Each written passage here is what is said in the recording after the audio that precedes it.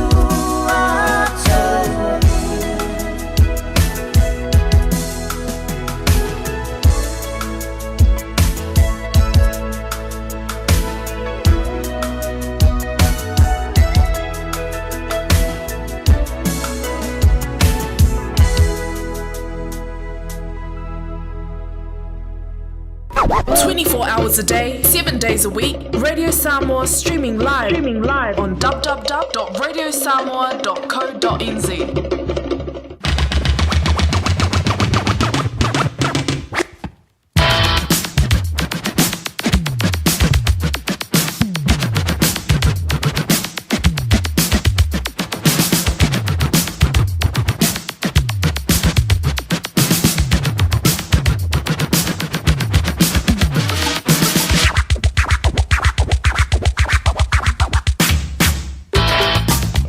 Se antule vai o wanti ala Radio Samoa le vai o le woli o le so tofi la so tolu de la masina o Julai lua fe lus fulmalima ya lus fulmale no minuto te ai nele se fulmale lua vi vila nganga fa tala vantu lang mai mo mala fa funganga Samoa tono to malawa fa le finga wenga tono pi sinisi o company lungo le tele e va befo ia lunga o penga tafa ilangi o lo ma o me ele tantu to fa wow.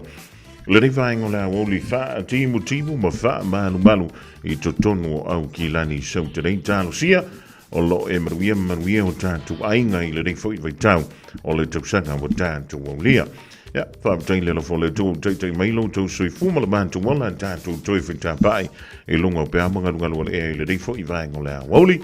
Vai ansa mua le rei o le tū wanga wa onga ale whanau. O le vea sumo mo fole rei o le masina lona fitu o le rei tau sanga le masina o Julai. Ia e pe ona tātou whenga. Iai mā lo le whai o le whaiva, mā lo fo I le taua tai. Oa mai asa tau tua a le talenga ia te pe ona tau mā futa mai ai I le tau na le lase o le sa teimi le mawatu le on tātou whātasi ai. Le tau ona o se manupo o whangamoa se o le tulai whā I le whiawhiana nei. Le me feo tua le fanta fa masani o na pa ia le tua o tau suina le provai o lola so se fanta fai tau lava I tono New Zealand ma tulu e ma lo le tatalo ma lo foi ia le ono sai le o tau ma foi o na la ngwaina le ola na upfola fola le fai ngola viaso ia walo na nu o lo o ngana na ile fia tau mafa ile upone ola ia manu ia le tabatu le fai ngola le viaso Tamama tina ma tua pa anga masani ale tatu wala leo ia fa talavantu le tatu pologlame ya tu to o mai o lua o mai o le riva ngola woli ya o mo sina fa malustino le yaso wa asiensia tu le fa now o inu au fuala au ya le ya talo si o le dai te manuia le manu si le du talo si o mo se fa no foi le mafutai ia ma se e koma toi le fale le nei vai tau le tu anga wa onga le fanau ia ma tu anga ia toi e fata fauna I tomiti le fanau e o mai o tau ia talo si o le nau tau fiala ia langa le fa kimu lana winga e mwhailan tau fa umile titi la wa la moe le nei stofi ia ole Alum te mafofo po feo tala ia te mafofo e fa mu watu ola fa pele ala la ta Ja, ole a woli nei. Le na fa ilo mai. Le ni fia onga. Ole pleki New Zealand le ni Scott Robertson. Ja le au ole pleki le usau li antu molana ta longa feito lia male au ma losi mai farani. Ile fa onga le vai so dei nai daniden. Ja e pila na fa ilo mai le so. Fa mai to a fa sui fo. Ole a mawala vano ta aloin. Ele fai unga o le vai so le dei le au le fili mai ele le I fai onga na pausi ona pona o lo yini se foi tionga o lo o la walunga I le temile dei ile malanga ta milo mai ele au le mai le tru o farani o le mafuanga ona ele o yai ia sui longa ia po sui longa o le aua farani le ma sani o le ta aloin ile tele o isi ta longa I pe ona yai ia le Six Nations ia toi foi malei po le lang ele I le vantu dei ona fa tonu wina e wida ia o le tulanga nai pio ni ta pedanga ia le au frani ta to te lo le la tu tum finga ile fa ngole venga so nei lunga o malai pe ta tu wo ri foi ile lo fa malanga le le yo le tua ala ula nei lo perki lo fil mo le ta longa ile pola stonai o le numero tasi o le Ethan de Groot o le huka le perki le ni o Cody Taylor Fletcher Newell o le wa mo lo na tulanga ile numero tolu Tulai mai le numero fale li Captain Scott Barrett, Fabian Holland. Tasi leo sui fola un peleki leo wata alu mai le tūlanga o le loka numero 5. Se atu le li I on tupova I le numero 1 po le blindside flanker ai se mai le alo Samoa le sunga ia Ari Savele le kapteni o le Mana Pasifika le numero fitu. Numero valu stasi fo ni sui fo tono on pleki stasi le o toa o le o Crusaders le o Filifilia le teimine ia ono manuanga le alo Samoa le sunga ia Wallace Titi o le li Christian Leo Willie o ia le nao le ala ina le numero valu le talonga il fai un le deve yaso toi fe mai le li o Cameron Roygard le tulanga o le afa ai numero sa fulu antoi le li o Bowden Barrett Rico Ioane o le o se mai le wingi numero sa fulu ma le tasi Jody Barrett o le o toi foi mai le antu Europa le sa champigny le la to au le dam sanga sa we GI le numero sa fulu ma le luas fulu ma le tolu tasi ne sui Ale Hurricanes o le wa mawalo na vroa e ta anhoi le ta longa I le fai ungol rive yansoleli o Billy Proctor. Sevu Reese le wingi I vai mana le Crusaders o le wa mawalo na vroa e ta anhoi le wingi no meres fun mo fa ma le fulu peki o le li o Will Jordan. Tofa mai le laina po le dofo le fa le huka le Chiefs le li o Samisoni tau ke aho fa pe fo le li o Ollie Norris ta silo sui fo ale o le peleki e pe ona fai lo mai. Le tasi nei o sui o le Hurricanes le li o pasi li o tosi I lunga o no fua le au faa leo o le flanka a le Chiefs le li o Sami Penny finau. E va befo ia le alo Samoa le sunga ia Duplessis Kirifi o lea ua maolo na avanoa. Ia pe o toi maolo si o na avanoa I tono le o le peleki o le ilunga o le no fua le au faa leo. Quarters Rantima le si le afa le o le peleki Quinn Tupaya o le sentale le Chiefs le fo tonu o le peleki le timi nei ai tau tua mai ai le li o Damian McKenzie le numera lua se fulu mal tonu o le tulanga la le na po le au le na le o peleki o le musa ni antu lana talonga mo mua talonga foi toli le fai unga o le nei fo verso mo le silafia el pa yamala malo le tatu tro ma tu le talale na o foi tu ile sonna o le na mawai ia se pepe ia po le tino maliu o se pepe I to tonu o se la pisi I tai ina I le siti. O leo fai lo mai le so le mtanga luengo leo. Wala to moli ai ia se tomaitai e tolu se fulu male lua tau sanga le matua. I le tulanga fo I lelo le tamu fai e fala blave I le tino maliu o le nei alu toto. E pe o na fai lo mai lea e le afo e le mtanga luengo leo. Na maua le tino maliu le nei pepe fo I to tonu o se lampisi I fafuane o se fale I lungo Reno Street I ina I Freeman's Bay o le la e whaatali ia le tula ia o le nei tina po le dinto mai tai I lungo le wha sironga au mai sona whina ngano pena te o ina mulianga pe te ena I le aso tolus fulma le tas o le ring masino I ulai e fa mo se le ngangol le tua so le se o me fa pene se ka ke ngofo ai tante fa lo ngot le pele se me lo te manap ona o le afia tuai o pepe mi se lava al on toto pe ona lausi le fia le tatu tro a fa yo se tulanga fa pe on tulai mai ya tu pulanga I le riva tau e sili le talanoa I long tina talanoa I se tangata e te loa ma fa yo le maua I se so swani E ui ele alanga te tau na tupu ai te tupu I te tonu o nei an tunu o lau tātu wang mawai. O au puniti ai o le la Ua o mai lo ufa anu noa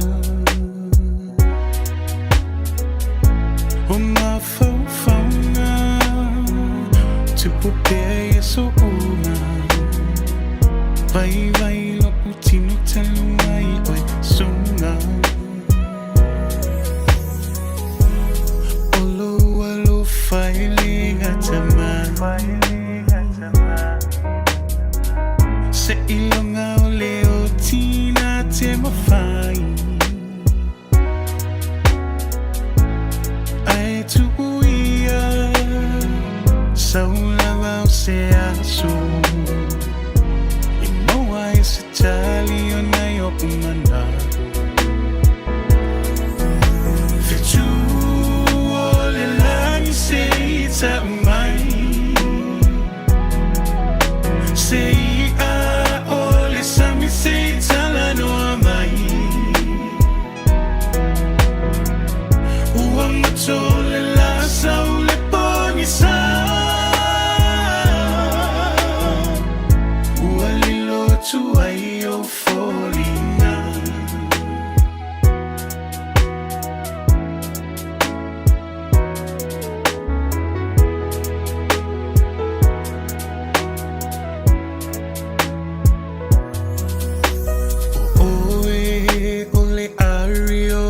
taimani a oita se mai ta avale vali wa ole loa ina pea esea ua whaingata i o se fufuanga oe lava o sia utai manemoni na o fili ai le whaamaoni malo utali tonu o lau lava sa eli ai leva me ona umai lon keli fetu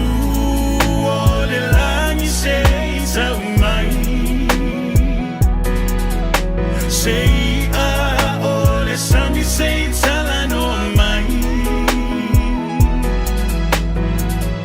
uang tole la saule poni sa ualilo tu ai o folina fetu ole langi sei ta mai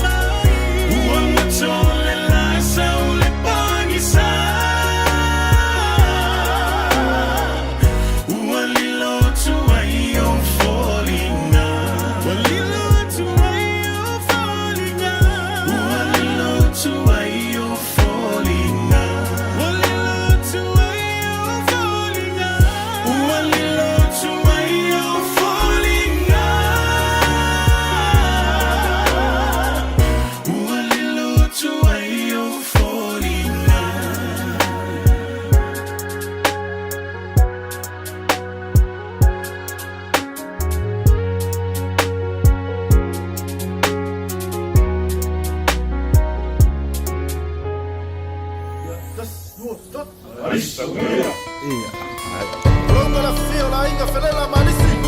A fio fakama fio pleskenger fasilianga. A fio longa wakau. Rarka il pai la inga malisi ma kafa fia. Malisi sawia. Longo fa atutu ila le fa fofonga anga se ifa ila utala. Le a umale ne inata uta uata nule amatanga.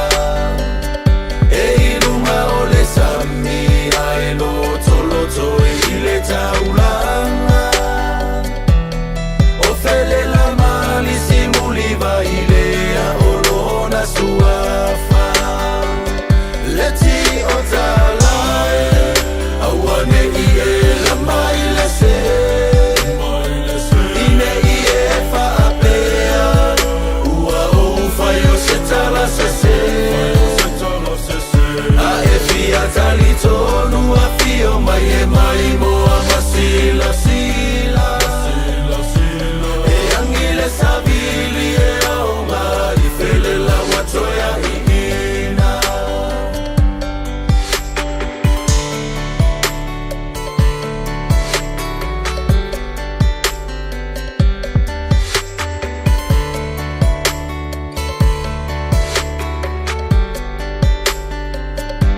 nasi iti ala uma ongai loto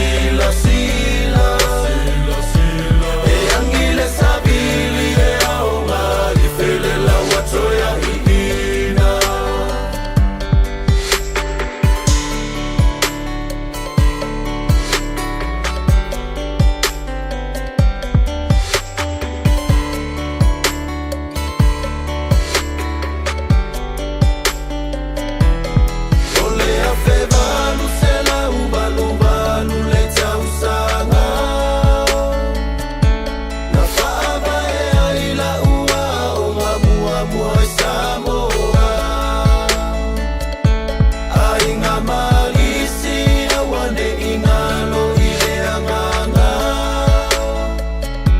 le fotu atatalo letina paia o Maria leti otala awane ie la maile se ine ie fa pea ua o faio se tala se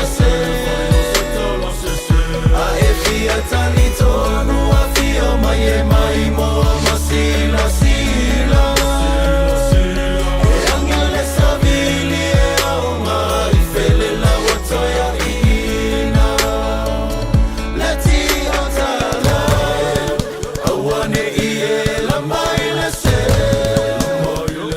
ine ie fa pea ua o faio se tala se a e fia tali tonu a fia mai e mai mo a masila sila e angele savili e au mai fele la watoya ina e angele savili e au mai fele la watoya ina Sufakavali o fiu mua au le ringvaenga o le hauli ama vivinga na o le kolisi usangantu Iosefo ma le ainga malisi le saudi antu lana wakafoni i le whainga le venga sareila sto na ia so lima le o le masino iulai amtali e le tu la e fitu i le tai au i dai le paka o le Barry Curtis Park i Botany a Walavaya le usosari antu le skola sipi malisi fo fa moi o lo fa pele ona fa tonu wina il kolisi usangantu Iosefo e langanto i leo le aonga le malisi muli vai malisi o aonga e lano maulana fa malu i tutonu le tatu tro e langanto i lea o le fa apna tuina i lea o le antoanga o le fitu lima tausanga o le kolisi usangantu Iosefo le fa vai lo topa ia te mine o laua iai i utai le afia anga o le fua fa tala vantu ai le rivango le awoli nai ke le stete ia Silia Po e langanto i leo le uso ia Terence Hankin tu veve ben va pe fo ia i la tu male mamutu ida le montu i saute o mi o to ali male mafo ti munga male malo si langi fto fa to ta mo yo savili tan si o lo muia o to umele lo famla le yo tua Joseph tu la wano va pe fo vi mora au kusumala inga sini Australia ma Rita Vaipua o le mamutu mo le mo Wellington o me le tau ia to i nai Wellington Jalo si o sanga le muta to umele lofa ya malanga le leon le tua nisi fa salonga fa bi nisi tali mo yai le awinatu ya le programa le tau moleaso talofa o au o leilani matau tena no fa tasi malo to olua le mafa na mana yo matua o te bala au le Healthline pe afai la ngona le tino mai e se tasi o matou ele ai se totongi o le nei au onanga mai mafai no o tala no e se tausima i mo fautuanga tau soifua malonoina ma whamatalanga i mea te tau ona whai. O te wala au iai e le tinga ina seisio i mātou. E awa noi te mi uma, lua sul whai tu lao le aso, mo aso umo le vai aso. E maua fo i le fesosoani mo se whamatala upu, pe a whai o e fia tala noa i lau lawanga ngana, e lea i fo i se tutongi. Mala au loa le Healthline i le o walu se lau, ono te stasi, tasi te siono. Whaasilsilanga tā ua. Wa tau nui whanua o loa fau mo le tātou whale o loa o le Eveni Pacific New Zealand i au kilani nei. Mawala e dopa tamaitai. Ia e maukingo fo i lava le vinga o papa i songa a loa fau. So mai i le Eveni Pacific New Zealand Store. Mai le asonga fuanga i le stonai. Se fulu i le taia wanga i le ono i le fiafi. Tu atusi o le tasi John Galter Drive, Auckland Airport. Whaapsanga i tonu lava ma le KFC. Au tawhane o le warehouse i le shopping centre a le mala e valele. Eveni Pacific New Zealand Store. A fio mai loa Samoa. Oceania Career Academy, Sauni! Wako hoi, kaule kaua! He whai ana whai! Wāste lumaga i maguia! A whaia sa ili se la asanga fau moe, a waloe te no whai. O le OCA e a tawina ai oe i mtata e sese. Maua visenga fau fale, vali fale, palasa, male soifua maloloina. O le nei avanoa e anga wa aitanga tano fo mau masiti seni New Zealand o loo halala i au kilani. Le sitala nei loa i le OCA i le go.oca.nz/apply po le vili mai i le o varselau ono lua lua valo fitu tasi. O varselau ono lua lua valo fitu tasi. Ia lo soifua o le siafufonga Samoa, Radio Samoa, tasilima iwa tolu a mo. Se kia Radio Samoa.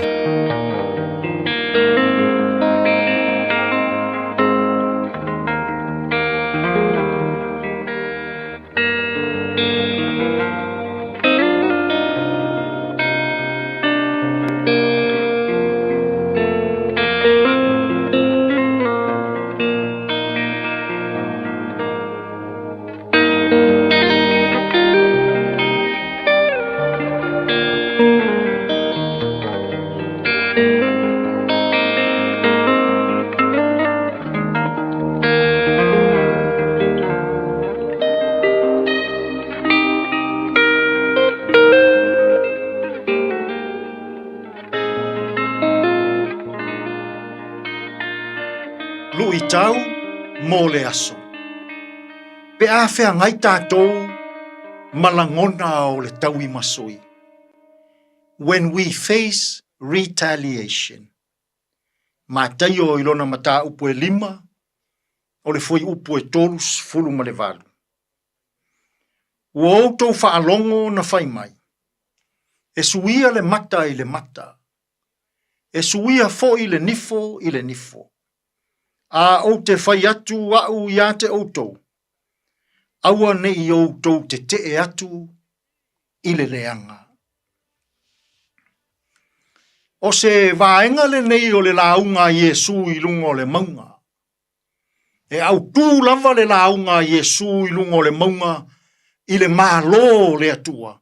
Mana o onga e momoli mai. I le tu a inga o langa mo o mia. E tatau o na olai le tangata o I totonu o le malo le atua. Fai mai le tu la fono whaafenga inga tuai. Le ana si I mai e Yesu. E suia le mata I le mata. E suia fo I le nifo I le nifo. O lona winga. A leanga mai.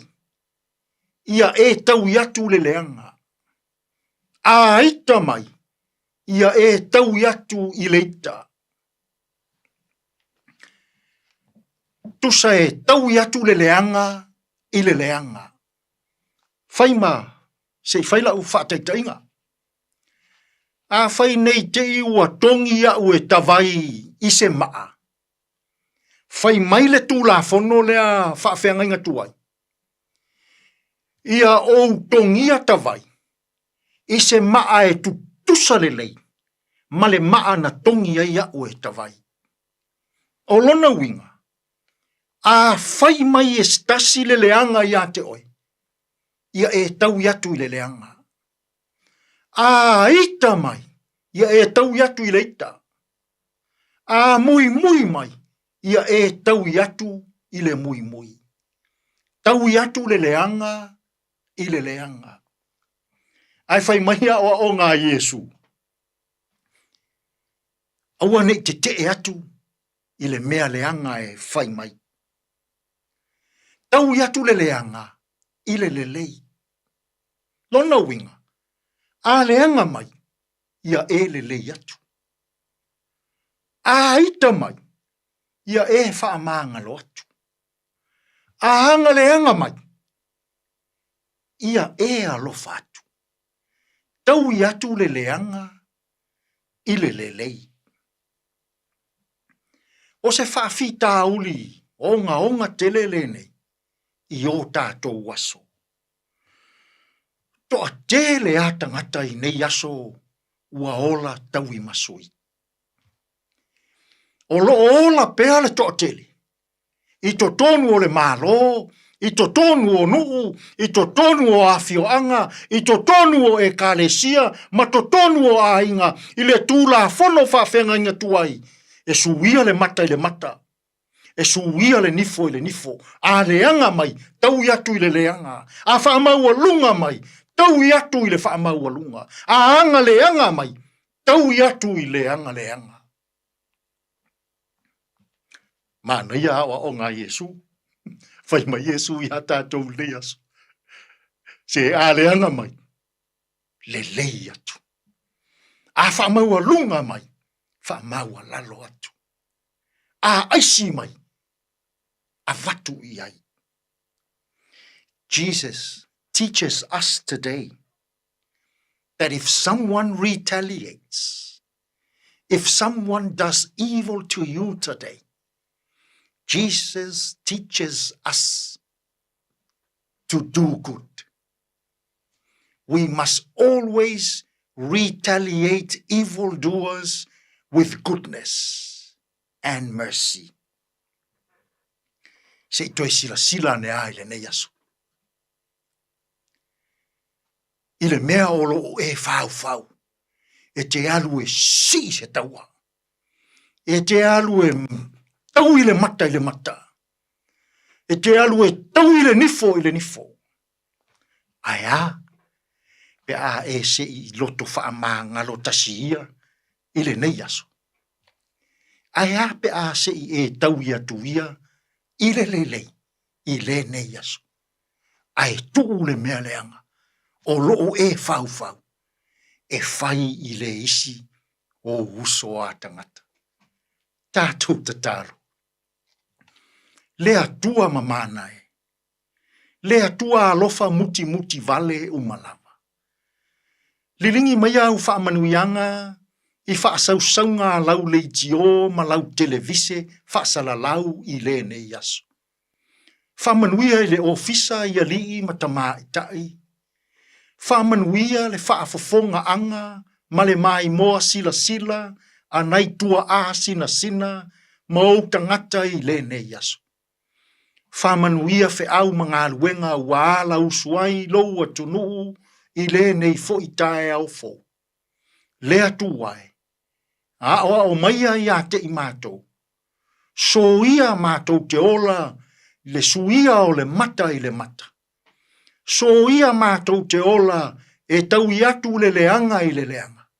A ia mātou wha o ngā ina o ngā Iesu, ua au maimo i mātou i le ne yaso. Ia tau i atu le leanga i le lelei. Ia tau i atu le tau i masui i le loto wha mā ngalo. Ia tau i atu le ola wha maua lunga i le ola wha maua lalu. Tātou ia ma le nei aso, e tonu ma le leia i mea uma. Lou lava suafa Iesu, ua mātou te tālo atu ai nei. Amen.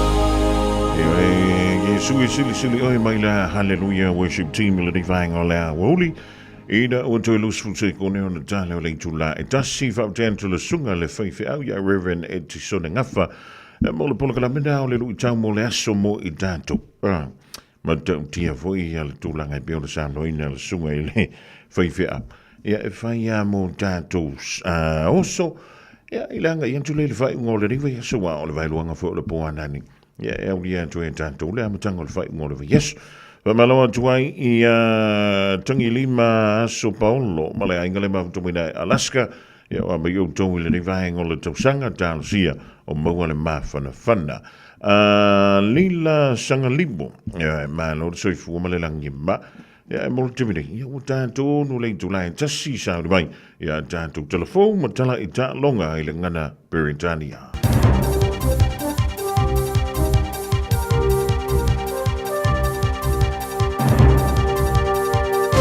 In this update, emergency services are standing by as the top of the South Island gets its second deluge in a fortnight.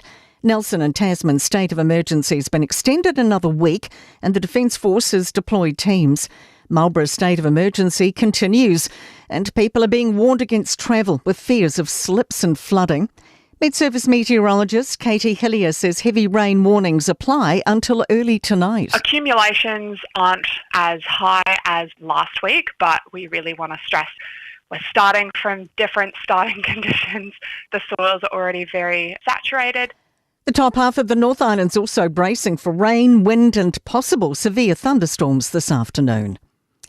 Health New Zealand standing by the new telehealth funding model against claims of favouritism.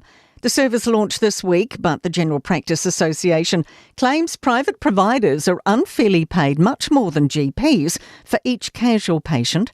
Health Minister Simeon Brown says the 24/7 fees framework aligns with after-hours services. This is about providing more access. It is not about competing with general practice.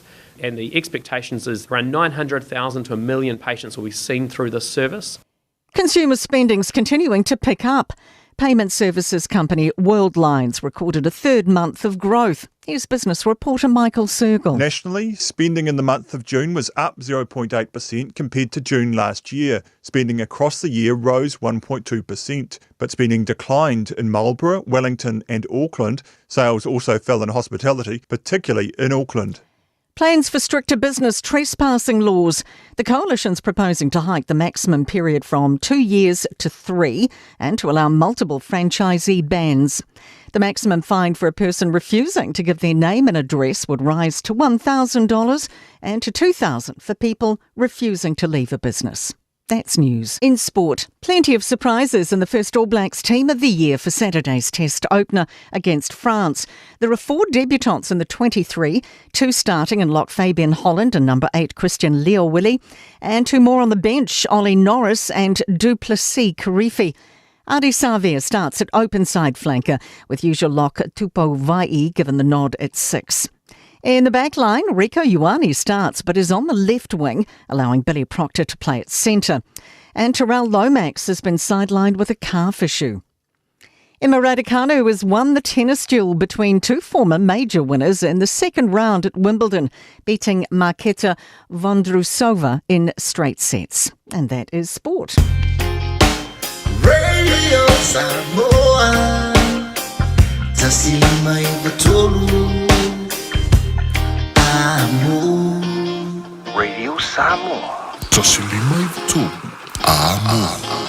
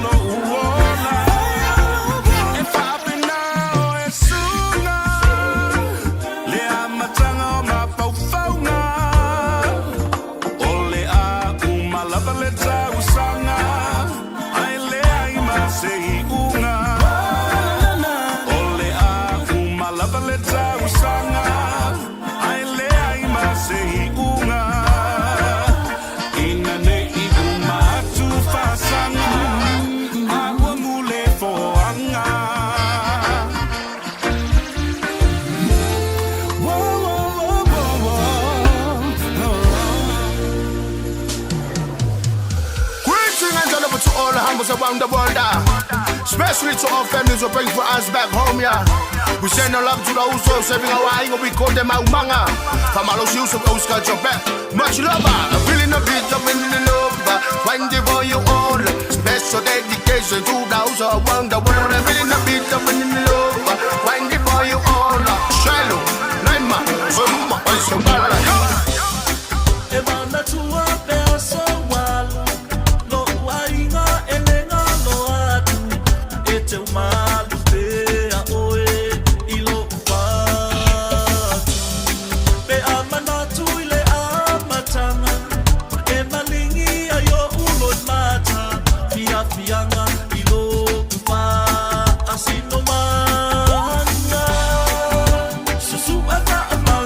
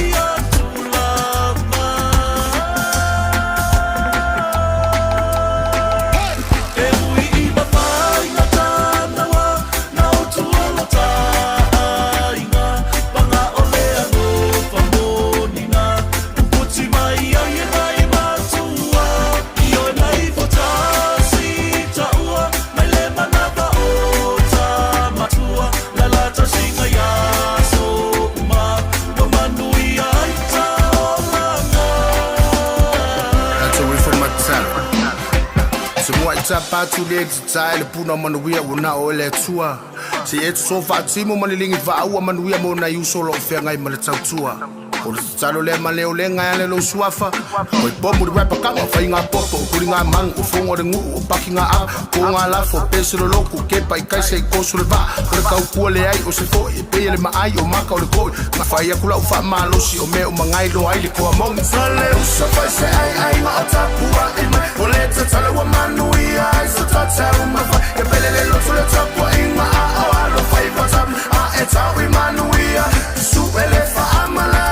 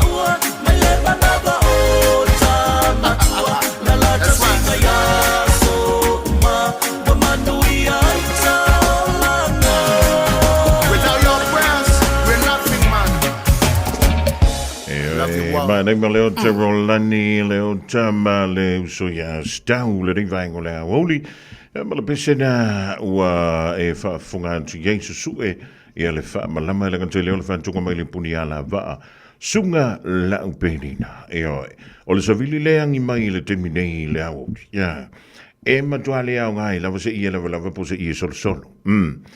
Ana probleme mo wa ia tanto. O le fiu foi le tau fa no fo le ia lo lai. E le malo si o langi mai o le savili. E fe no ana malo lu e mo ia malo si le savili e le malo lu tele. Ya lena ma tala noa mo si uso ya tu vev.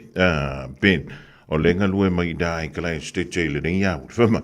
Soli o ma tol te mine li kala stete li mo tike rile malo lu le. E no fe tu le tano fai ma te ai. O ma fa fa na tole no fu tono le ta fa le nei lo le alu fa fa tano fa tu ile di vai ngo le o ile pa ia male manu a ta le uma ta le la inti ta le fe lo ta le la po pasi loli ke kapila e o tulanga uma fa pe ma lo le au solo ma lo fo ile sila le fingo fiela o to mata fo yoi o lo sa ile ai fo ile fa na to miti le nei fa tank ma lo le o no sai Tutte ma fai va lo fili mai pe o nga panti ai lo to pa ia ma lo to man. Pa talava to nai Kansas City le tu fini ya Agnes Marina va before ia I sei ma lo fa tu loma mo to mo la vole ma futo mai. Ia to no e ma no le o no sai. E ma lo fo ile lava papale. Wa o to li mai na de. Ia le tanto talala to mai. O foi numera o ila to ia wa mai o na le stala mai tanto. O lea ele I umaleleo na le stala, mai le official o komisina o whainga palota, ele le ia la lau silsilane iai. Ia o tau mawhai atu fwoi lele to lau sia ka koa mi o langi vahengo lea wauli. O le lipo tilere, o le na tuuina mai, ile tau le wha. Ile mai e ile o na wha maupopuina o tātou whai numero I la tau. Ia o lewa mai o na le sitala o nisi fwoi. Ia toi titi ia mai o na le stala maratua. Na sao no le fionga le li komisina o le ofiso whainga paluta. Ia toea o nek, o le aso antai au, ia e le koe ma wha I lava, ia on koe whai hise le stalawa tuai, le uso ia frano, le uso ia frima stiti, fa mei o lo whailana ki liwa whala au le defo I vaengo le au hauli. Ia ma lo le o na sai, ia e o le tau ngapai ia tātou whala au, ia e mawai I tātou le molementa o le fifi le mō, ia ma mawai le tofi mali e le defo I vai tau. Ole tau malulu, ole makua malulu o kako. Ia ile nei vaenga o le tau sanga, ia e whai maari e pēa, a ursa ona nau telefo iai, ia o manawhakako I lano le waki, ia na paua o lea, o no sai. Ia, sei tanto wanga iantula I lunga o tanto whainu mera, o I tu malo te tele ia pe o na masri iai. Ia o le lava e la walunga, o le watau whiololo maisi tu malo, e lua I tu malo te tele, ia ai tai wha uma vaenga, ia o lo o vai iei nai tu malo I tu tonu lava I o upolu, ia o lo iei le tu malo vai maunga ma le tu malo flanta. Ia se I tanga ianela ka ko lisinga wa wak, o le taimi nei, ia o lea ua whaapea mai. Ia ua mai a ona le stela vai monga tasi. Fitu se fulu ma le whaantesi ma le ona paseni, I la tau, o le ua mai ona le stela mo le whainga palota. O lono wingala, toe lua se fulu ma le 5%, I la tau ele I maea, ia ona whaatiroina le la tau le stela. Vai maunga lua, ono 5 ma le 8%, ono 5 ma le 8%, o lono winga. O le wha meile ofiso whainga palota, toe tolus fulu 5%, lea o lo toe ele teminei. Ele tele ni whainu mera. O lea wha inga ia mai le tātou tusi ngā ingoa le na sang no ina whui ele komisina o la ofiso whainga palota. Mo vai monga tasi, 5 afe se lau tolu sifun mal tasi. Ia o le nolana, ia mai le tusi ngā ingoa. O le vai monga lua, tolu afe 5 se lau tolu wha. Ia a fuala ia I whainu mera I o mai ona le stala. Ia, vai monga tasi tolu afe valu se lau lua vat. Le maua ele tātou fitu whāntesi ma le ono paseni. Vai maunga lua afe tolu se lau lua sifunu ma le whā. Vai maunga tolu, o lea ua ono sifunu 5 tesi ma le 1% o lono winga. Tusa le leia. Ia le whaapasene ina leo whainu mera. O vai maunga lua ma vai maunga tolu. Peitai, o vai maunga tolu. O le mai tau atu. O le matua antoa tele lava. Ia o le manu le tunu o lo whaapea lea o ne iai. I to tonu o le tātou I tu malo whaapalo tana o vai maunga tolu. Vai monga wha, fitu se fulu tesi ma le 2%. Fitu se fulu tesi ma le 2%. O lona winga, ia le meta wana wa pasi mamau ma le 5%. O na tātou o tuaila ia lea I whaleata numerantasi. Whaleata tasi. E whaisi tō tele o le mano e turu. O le mawhai o nā ngā wā i le pānota. Whale anta tasi. Fitu afe, fitu se lau ma le tasi. O le teimiliri. O lea ua mai a le stana. A ilanto e wha afe vanu se lau wha se furu. Lona winga la a wha pasene. Ono lua tesi ma le valu pasene. To e lua afe vanu se lau on tasi. Lea wha i ilanto e le i mai o na le stana. I le tu malo wha pāno tō whale tasi. Whale ata lua, whai fuisi te le. O le whainu mera le iai mo ilanto e anga waa e le stana mo le whainga pānota. Ono afe lima se lau sifunu ma le tasi. Teiminei. O mai ono le stana le wha afe lima se lau valu se fulu. Lona winga la wha pasene. Fitu se fulu, tesi ma le tolu pasene. Ia lewa mai ona le stana. Toi titi alu afe le toi. Afe iwa se lau tolu sifunu ma le tasi. Ia ma whale ata tolu la. E wha afe iwa se lau wha sifunu ma lima. I lanto e anga waa ona le stana. Teimi nei, lua afe ono se lau fitu sifunu ma le wha. I lanto ua mai a lanto le stana. Na o le lima wha tesi ma le tasi pasene. Ia le au wha i lanto. Na ua mai ona le stana. To e lua afe. Lua se lau. Fitu sifunu ma le tasi. Le au wha i lanto e le i mahea. Ia ona le stana i whale ata tolu. Whale ata wha, lua afe wha se lau sifunu ma le tolu. Tangata e anga waa mo le stana le whainga pānota. Teimi nei, o mai ale lua afe ono sifunu ma le wha. O lono winga la. Valu lima tesi ma le 5%. Lea ua mai au na le stana i whale ata wha. To e tolu se lau. Wha sifunu ma le iwa. Lea wha i lanto. Lea e le i mahea ona le sitala. I le ofisa lea o le komisina o whainga pānota. Ia, tanto wanga i antu le motele i sana whain. O wha asale le anga numero tasi. O lea wha i o tangata me whai ona le stala lua afe ono sifunu ma le wha. O i lanto ua mai ona le stala i wha asale le anga tasi. Lua afe. E iwa sifunu ma le ono tesi ma le iwa pasene. Ia lea wha inga o i lanto. O lea ua mai ona le stala i wha asale le anga numero tasi. Ia lono wingala. I le maita wantu i to e ono sifunu ma le wha. Lea wha i o tangata pe to e tolu pasene. Lea e lei mai au na le stala i whaasale le anga numero tasi. Whaasale le anga lua. Lua afe ma le 5 fitu tangata e anga waa na le stala. Ua mai al temine i le iwa sifunu ma le wha tesi ma le wha pasene. Afe iwa se lau wha se fulu ma le lua. Toi se lau se fulu ma le 5. Ia pe toi ono pasene. Le to toi e lei mai na le stala. Whaasale le anga numero 3. Afe fitu se lau iwa sifulu. Tangata ngava e le stala. Teimi nei, wasilia ma le afe fitu se lau, afe valu se lau iwa sifulu ma le lua, ia leo whai o ilantou, ua mai ona le stala, ia ma ua ngava nei, e pa lota ia whaasale le anga numero 3. Whaasale le anga numero 4. Afe fitu se lau sifulu ma le lua, leo whai o tangata ngava e le stala, teimi nei, ua mai ale valu fitu tesi ma le fitu pasene, o lana winga e afe 5 se lau ma le lua i lanto ua mai a ona lesi talaina. Ma whaasale le anga numero 5 i lanto e anga waa, iwa se lau 5 lua. Teimi nei, ua mai ona le stala le iwa se lau ono se fulu ma le tolu. Lana winga, ia o lewa sili atu. Sili atu i lo le whainu mera lea sa wha mawina, i le tusi ngai ngona o le tusanga e lua afe lua tolu. Nganga e maunga numero tasi. Nganga e maunga numero tasi le montele i sala whai. Teimi nei, afe lua se lau fitu tolu i lantou mai ana le stala, tusa lea ma le iwa wha tesi ma le fitu pasene, ea o le au wha inga na ua mai ana le stala, mai le afe tolu se lau wha. Nganga e maunga numero lua, teimi nei, ua mana a mai a le stala, a le to afe se lau ono sifulu ma le 5, mai le iwa se lau 5 o i lantou e anga wha. Nganga i wha maunga numero mua, teimi nei, iwa se lau ono valu, ua mai au na le stala, mai le fitu se lau iwa se fulu. Nganga i whamaunga lua, afe se lau lua se fulu i lantou e anga waa, o le temine, ua mai au na le stala, le afe 5 se lau ma le van. Afe 5 se lau ma le van. O le mafuanga, manatua o le iei le whaantananga i lano le tula fono whainga pālota, e mawhai ona e pālota, i le no whangolo e nofuai, pe te toi fot, i lau lava i tū mā lo, e te pālota ai. Atono le tulanga la na le iei ala se inga o tātu mera, ia malau wha inga i lantou o le heanga waa ona le sitala.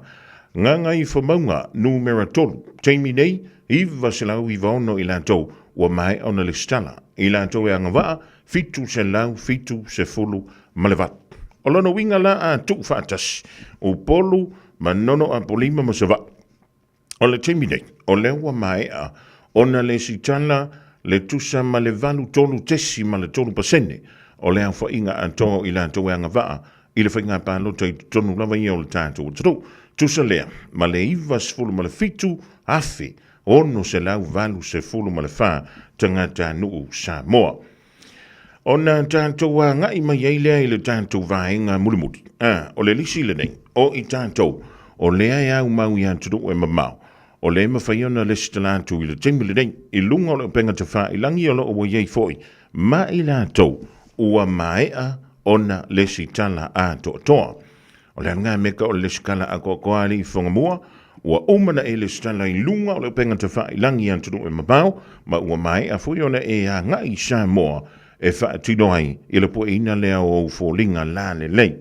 Amerika Samoa lo tūmau pe ia Lua, Armenia o stasi leo anturu o tonu o sasae tūtu tonu, na o le toa tasi le tanganta, o le na mai o na le stala mai ai.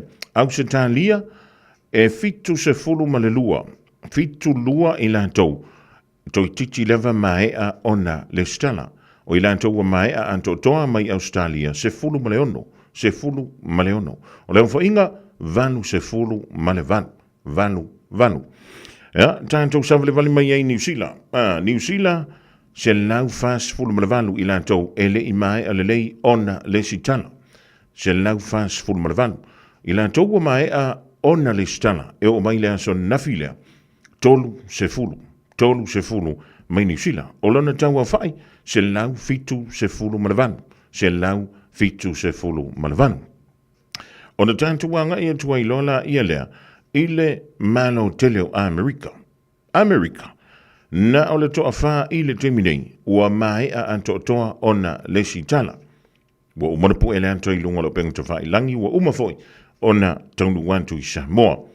O i lantou e le mai a antoa le sitala mai a Amerika, e luas fulu malatas, lua tas, a lua kasi la wha upopo i le wha le ua mai a ona le sitala. Na o le lua se fulu ma le lima. Leo wha inga o nei o tātou tangata mai a Amerika o lea ua mai a antoa ea le whaatidonga leo le tātou le stala. Ea, o tātou whainu mera nai pio na taunu mai i lau Official Radio Samoa le rivaingo le awuri. A wālava, ia lau mai mo, ia ma lau whaatatau, e whika nge oe, po le are kūlanga ka wai i kākok. Ia u teilo fwoi. Antonu o mai, ona whaia le stala i lantou ia malanga mai, i ngā luenga wha mai taimi antonu e mamau. Au a vore sui au skaidi pe pe ngau foko e sau mai Samoa i usila po au skaidi. Lua o le skaidi a kika kai pe o ngamasang ia. VC i kaimi uma. E ke ava ngoai le lo makua ma le whangau le wha amuri mai Samoa. A veo le tinale na malanga mai. Ia ua fo le songa wha pāngua wai launguku. O le malu ulu.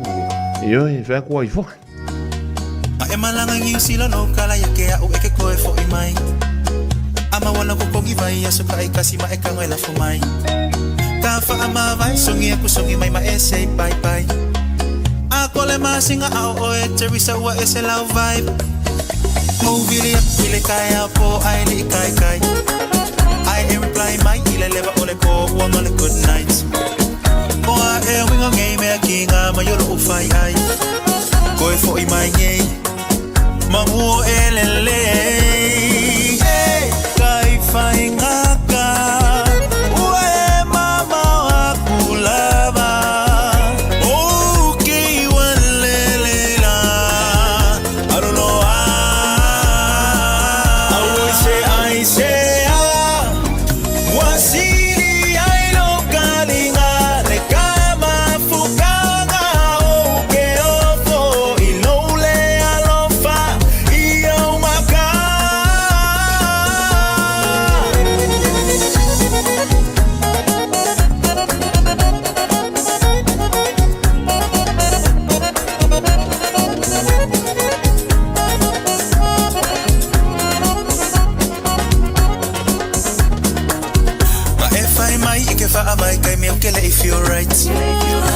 fua anga komole likeli sanga o musukele ai Posta kuwa o story nga ono maka ekele feel like Fai mai nga ke pisi ai over ai kusunga nga ke online Eh kai fai nga ka Ue mama wa kulava Okay walele na Aluloa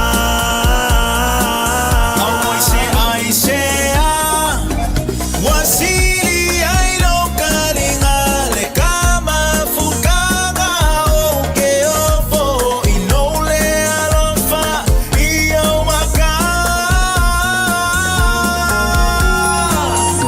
Kelisa Ofenga yelo mafaufa Kifaya kuanga yesa ofisa Oleva nga ulele yako kakfafsa nga yesi ekala mo sa oma yako la mele kupu ile vale Afayo sisi ukeleke ya ikaukala sa omai Mai lolo fifa kalikali ya kwa kele ya ngomai Umakula walofa ona umalo si umakula ulife Uma owilonge ekelelele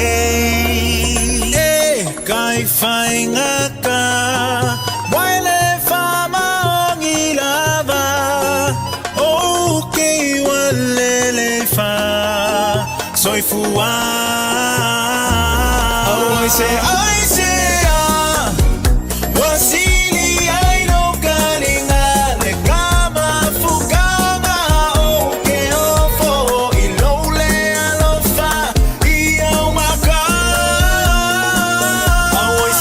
I say Wasili ai no kalinga Le kama fukanga Okay ofo Ilole alofa Iya umaka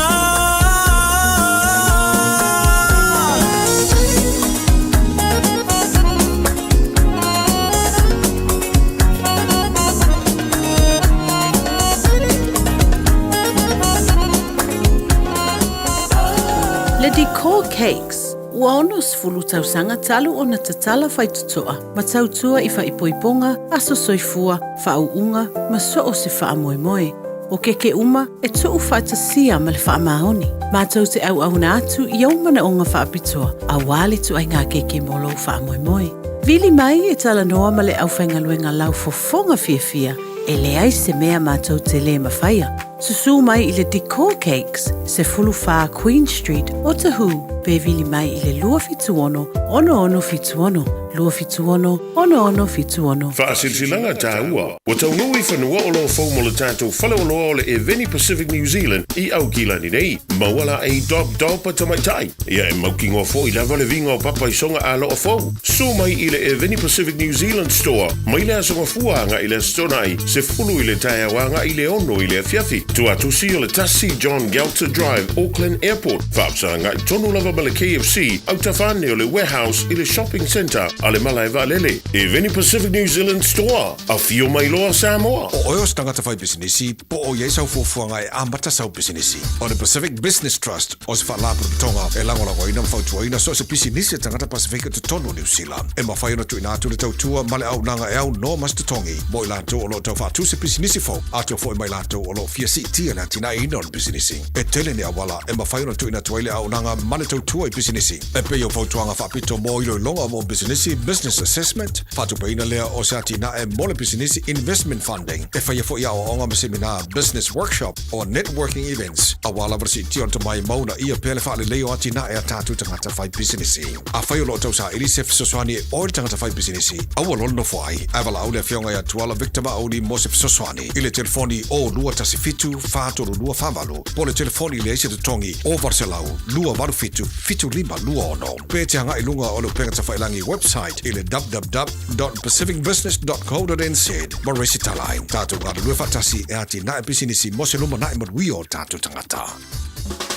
O isa uni malanga I Samoa, manatua loa le mana rentals, e maua so se ta'avale e te fili mai ai, e tusa ai malau manao, e mawhaiona pikila ta'avale I le malewa lele I whaleolo po o whangalii, whapealo tātou ofisa au tui ala fua, pe mawoli atu fo I le whaletali malo o loo e whamautu ai ngā whaabitoa, lo I le tātou insurance cover e te fili mai ai, ina dei tupu se whalewelawe ai o loo iai le puipuinga, manatua lo I le tātou account New Zealand, pe lafo sa fo I le Moana Rentals, e whaonga ai le Pacific Easy, pe whaonga fo I le credit card, e whaatino ai le tongi ina o lo sa. Monisi whaamtalanga wala au le Pacific Easy I le ovalu se lau o tasi ono, po numera masani au kilani o le lua fitu ono fitu iwa fitu wha, po le lua fitu ono fitu iwa valu wha. Matalo sanga e transfer o e I le Moana, pe asiasiane I le Facebook a le Moana Rentals, po le tanto upenga te wha ilangi o le moanarentals.com. Moana Rentals o laupaanga e taitoloina oe, a oe malanga asiasi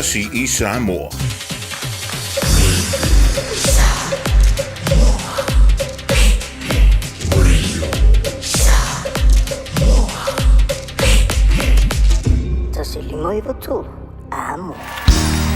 Bread of life sent down from glory. Many things you were on earth, a holy king, a carpenter, but you are the living word. Say it now. Come on.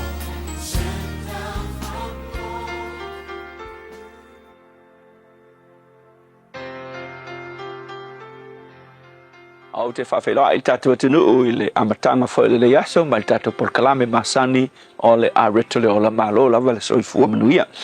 O le Yesu e wha a le whai upu e sefuru wha e whapea. O le aso lea na whaatupu inai e Iova le mamalu o Yosua I luma o tangata. O le upu mo o le aso le nei, aua le sa ili I le mamalu. O e iloa o le mamalu, ma le wha mamaluina, o le mea e mai le atua. E te le tangata o lo tau mawhai, e sa ili le mea le nei, a ele malama I le puna o le mamalu, ma le pongai au mai ai le whaia ina ma le mamalu. E o ngai kau mawhai ilo malosi, e sa ili oe, inga ia e mamalu rava oe.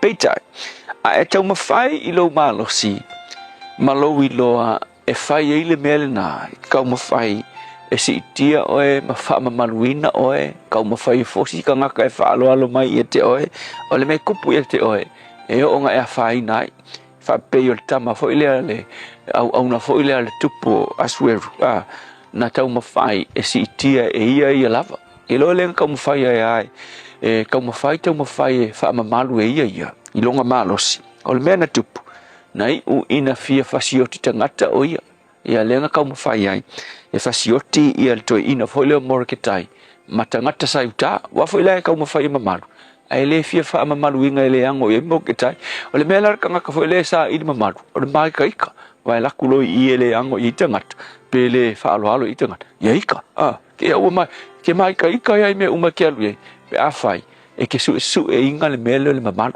le si tangata o na amanu, le pela ia ngalu foi ko kiki foi misi lana fa malolonga onga ua mana o foi le mamaru ua nga sa fa foi au na Elisa ia fa e mai lo matai lai malolo e kia lo to fa fitu le ritana ia ika foi le au na le o na amanu fe mai sole e longa lo le ile o kai au sa ka mo sa fa fo fa pe mai fa e o lima onga fa pe mai o malolo ale la tulia kuri ngia mai la alu foi la alu ika le fa alo na man ai fa yatu foi ila na au se nai ana fa yatu nei le tangata le tu se me fainka e ke fa ia al ngai me fa ngofi alo waru kofu e malolo ale la le fa ia le la ia ngalu makofu malolo e foi vai ki foi misi fa malolonga o le mele o le mapo mamalu ai ke loa ke lo le ki e fa ina ma fa mamalu ina tangata le tua pe va ai le kuspaia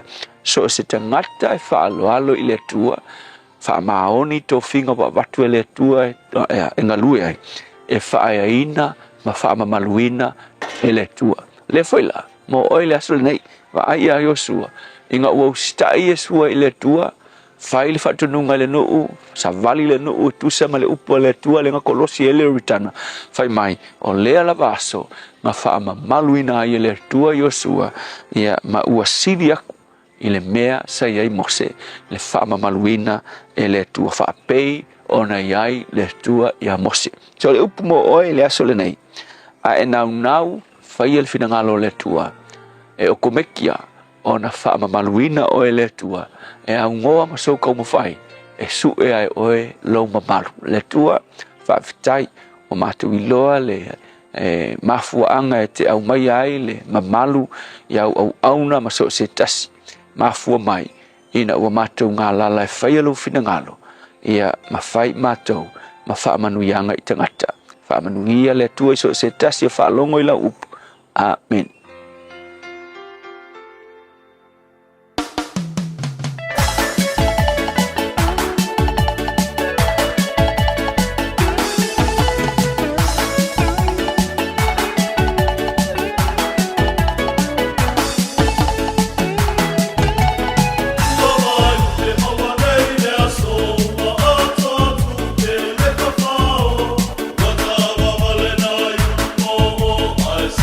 Salve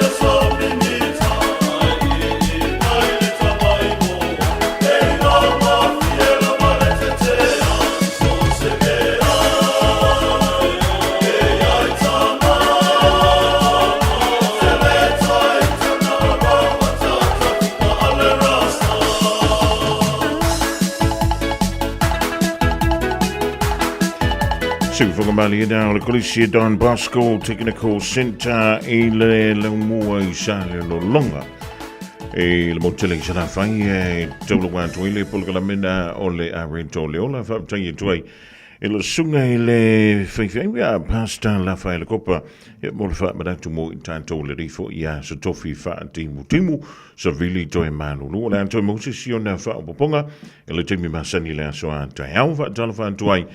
Le uso ya pa opinati Williams le ma to le rivango la oli mano le au solo e ma lo vole novo e se tango mo ma la inga fa tele ma mai Junior Moli ma le au fringa le Mahanga Drive Field Rubber Limited and to ai mahini au tungavia ma lo le fio favor ma lo foi le tangwanta. It's tough when roaming dogs don't get claimed by their owners. Often they're unregistered, so we have no way to reach them. He doesn't deserve it. He just wants to go home. He never should have been allowed out on his own. If you own a dog, make sure it doesn't roam and make sure it's registered. For you, your dog and your neighbours. A message from Auckland Council. All Together Auckland, Tāmaki Turiki.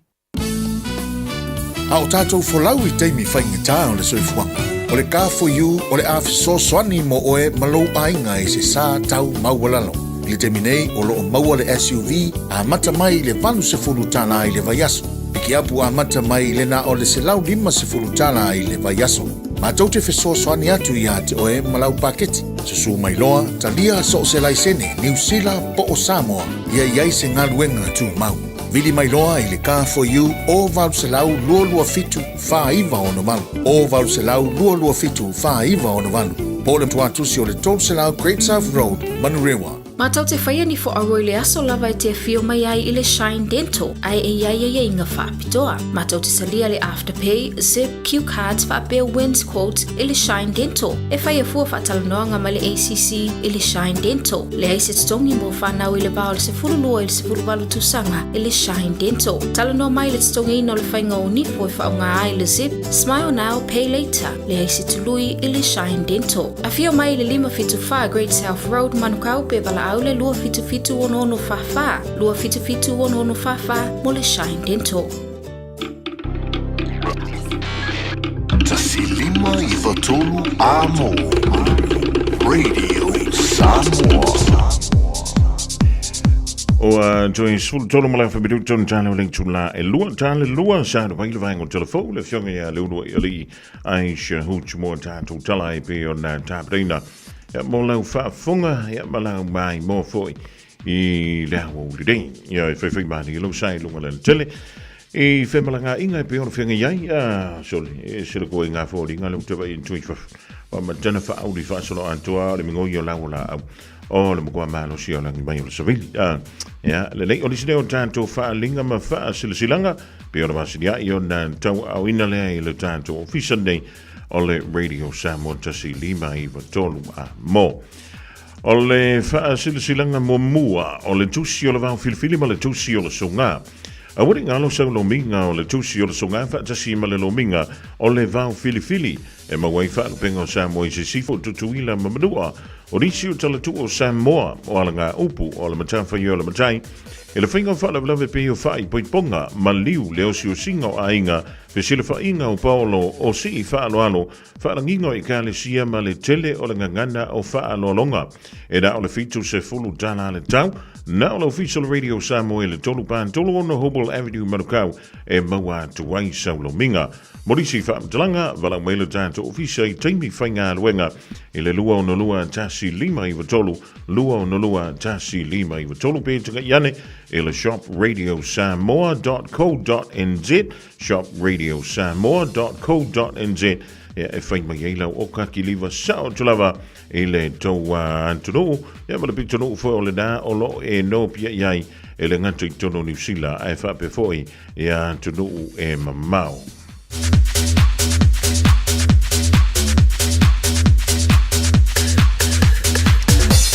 O le isi a tātou whaalinga lau tonu mai sui lango o le fast mo sa whata tasi I loto whanga. E whaasisila tuma le whaano le tele, o le awhia le whontanga sui langolango uma, a le fast, mo le tumalo sa whata numero tasi, e au fia ia fio anga o salamumu sa anapu sa tawa man loto whanga. O whamoe whaia le la sa a sauneia so no iulai lua whilo lima i le tulai wha i le fiafi, o le no whanga whaia i o le moto Samoa, tasi fantasi beta drive I mangele, wha sanga I maletolanga whatau I mangele. E te tala o toi le malea tele I tupu mai e mawhale upolo paolo mangafa ma tama whanau si o tātou I tuma alo whapalota o sa whatatasi tātou te awai whatatasi e so alau pule aiso tātou sao Mosef Soswani mo le tātou sui whaolioli le fionga ia anapu seve tei fui mono o lo tapena mo le whainga palota o lo loma nei o le tele o lima e mama ai se venga tātou whilo e ai le lofa malanga lei o lo tātou tua. Morisi whamtalanga whausota iane I alau vi a Sarah I le olua lua tolu o ono lua tasi fitu olua lua tolu o ono lua tasi fitu whautaima le whaalon tele sui al komiti mo anapu seve tei fuimono le tuma lo whapalota o sa whatatasi.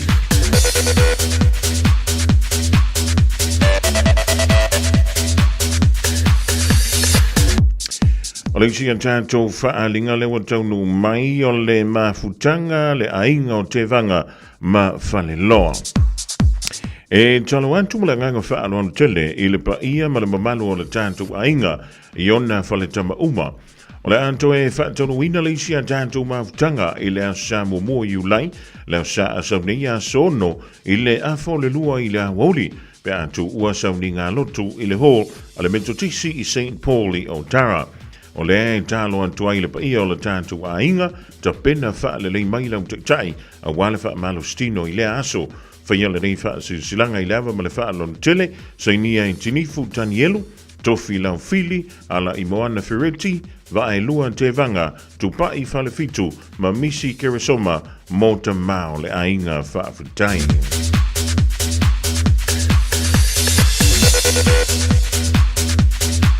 O le whaalinga mo le mawhtanga alo ma tama whanau I whale toi santu paktea. Ma tau te whaatolo wantu sa moa I lau whaafunganga a o le rei whaasilsilanga e whaasin tonu le mawhtanga alo ma tama whanau uma a le tātou ainga I whale toi santu paktea. O lo alala mapapa au I so sei tua au kilani nei e whaapea. Talawai o le aua whaai wina ma le manuia le tātou ngā luenga I si o tātou ainga I Samoa. O le te talo atuai le tātou mawhtanga, o le awha taunu wina lo tātou whaamoe moe I le strona I nei le tūlai tasi I le awauli. E whaiele no whanga masani o le Valu Lane Road I Weymouth I Marurewa. O le awha taunu wina I lo tātou whaamoe moe, e te talo atuai ma le whaalo alo tele, tātou whaamalolosi, au o le whaamaiwai, au a wā le tāpareino le tātou malanga I Samoa. Ai monisi whaamtalanga, whaafsota iane a tātou numero nei, o le olua tasi o valu wha o iwa fitu valu.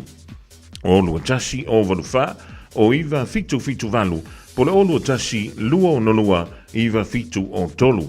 Olua tasi lua o nolua iwa fitu o tolu, whaataiolo se nia le rifa silanga tāua, e asianta nu o sala, malau tafi sirapati, te fono le mawhtanga, alo matama whanau I whaletoi I santu paktea I ni usila nei.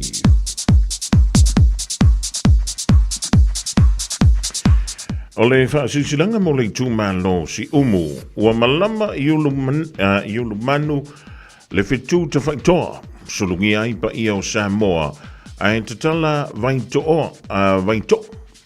Ua tala leo maalia le se unga, ua e malo whaiva sa alo atu iai le pa ia o sa somua, tu leo le whale lua o tula whale, o tai le uo ma le whale tolu, o se wha tai le o se wha malo ia sa mo antoa, o wō ma paola magafa o le mawhtanga, nanga le lei ilo mantu wha moe, pa mai so o le whaola, e lei se Auropo ni a rio, na le suafo le li mantu te wha pēan tuai, whaafutai. Sanga iane manu o le tua e toi whaatumu le ngao ona o lo o tau wanga le lei. Whaapito se whaafutai so manto ngafa tau I le langi, lau fionga fonotisa nele Iosefo. Malapa ia o aingan lua, o tau le whaangalo a fia I lona vao, le tina pele o Maria Iosefo sa ngā lulua isi umu o loo lango mau I matawhala o le malaya fio ai tapsalaya fa mtaileanga lelei le maafutanga aleva malekoko malongo I tino matangi lelei fa mteitele le paia o le tātou tu malo ua vala au fa aloano antu e fia whaia stanto fono I le astona I neia so limo Iulai I le itulai whai le fiafi se I le aisa isi e malanga I Samoa e momoli le masui lea na maua e le mara o mia le tu umi o le tupe whaisi la poa ne I mao ai le lo matua o lo iaini si o le tanto maafutanga e malanga I le konferenisi le vai esfo ai a fifio mai tanto so ala pule ia pe filangalo e oso tu ai nofo uma o tau whiloa iai le astona I nei manu I tele ia la singo whenga iai ia wha te tele o la o tau o omna ia tu talai pa tulapu olo e te maua I le olo a fitu lua ono iwa fitu wha lua ono olo a fitu lua ono iwa fitu wha lua ono mo le tu ma lo wha tai Toa tusi se fulu lima Emery Avenue I Mangele Fa silsilanga mulmuli felo inga malafai ia te anau tu yono ua pai nei le fua ma ua papale ina ua tetele tongatu ua longo I longo ale tapisa le lua ale lawa manu ua pepe le taumana ula e pe le ftalanga I le mali toa ua to I manu ia le nantau sanga I le sa ilinga malo mo le toi whaafo I mai o le sitin New Zealand mo Samoa sa so I fua le veitau le awhi se lau lua wha a nga I le awhi se lau wha valu a o pūlea Samoa e New Zealand a lea ua pia le whanga o Aotearoa I tupu mai fa le tua matausi ua manuia I le sitin New Zealand ma ua lala nei au kilani o le ala leo le la ngā so mātou leo e vala au wha aloalo tuailo taupa ia o le awhai ala tātou wha singa I le asonga fua le aso fitu Iulai I le Marurewa Sports Centre I Mountford Park, tasi valu o Weymouth Road I Marurewa, mai le se fulu le tai au a ngā I le tasi I le awoli.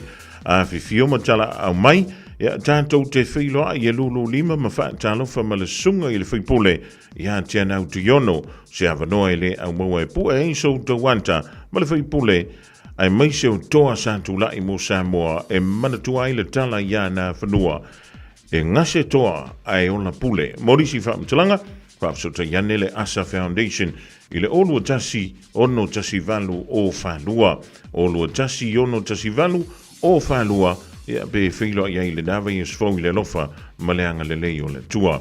Ia o disi down tanto whaalinga lau tolu mai le divaengo laso, I le tutumala unanga nei le radio Samoa tasi lima iwa tolu a mo, wala wale longa puyeli I o lau tupa ia malo to malu nisi o wha moe, wa tonu wina le I whai unga o le ringa yaso.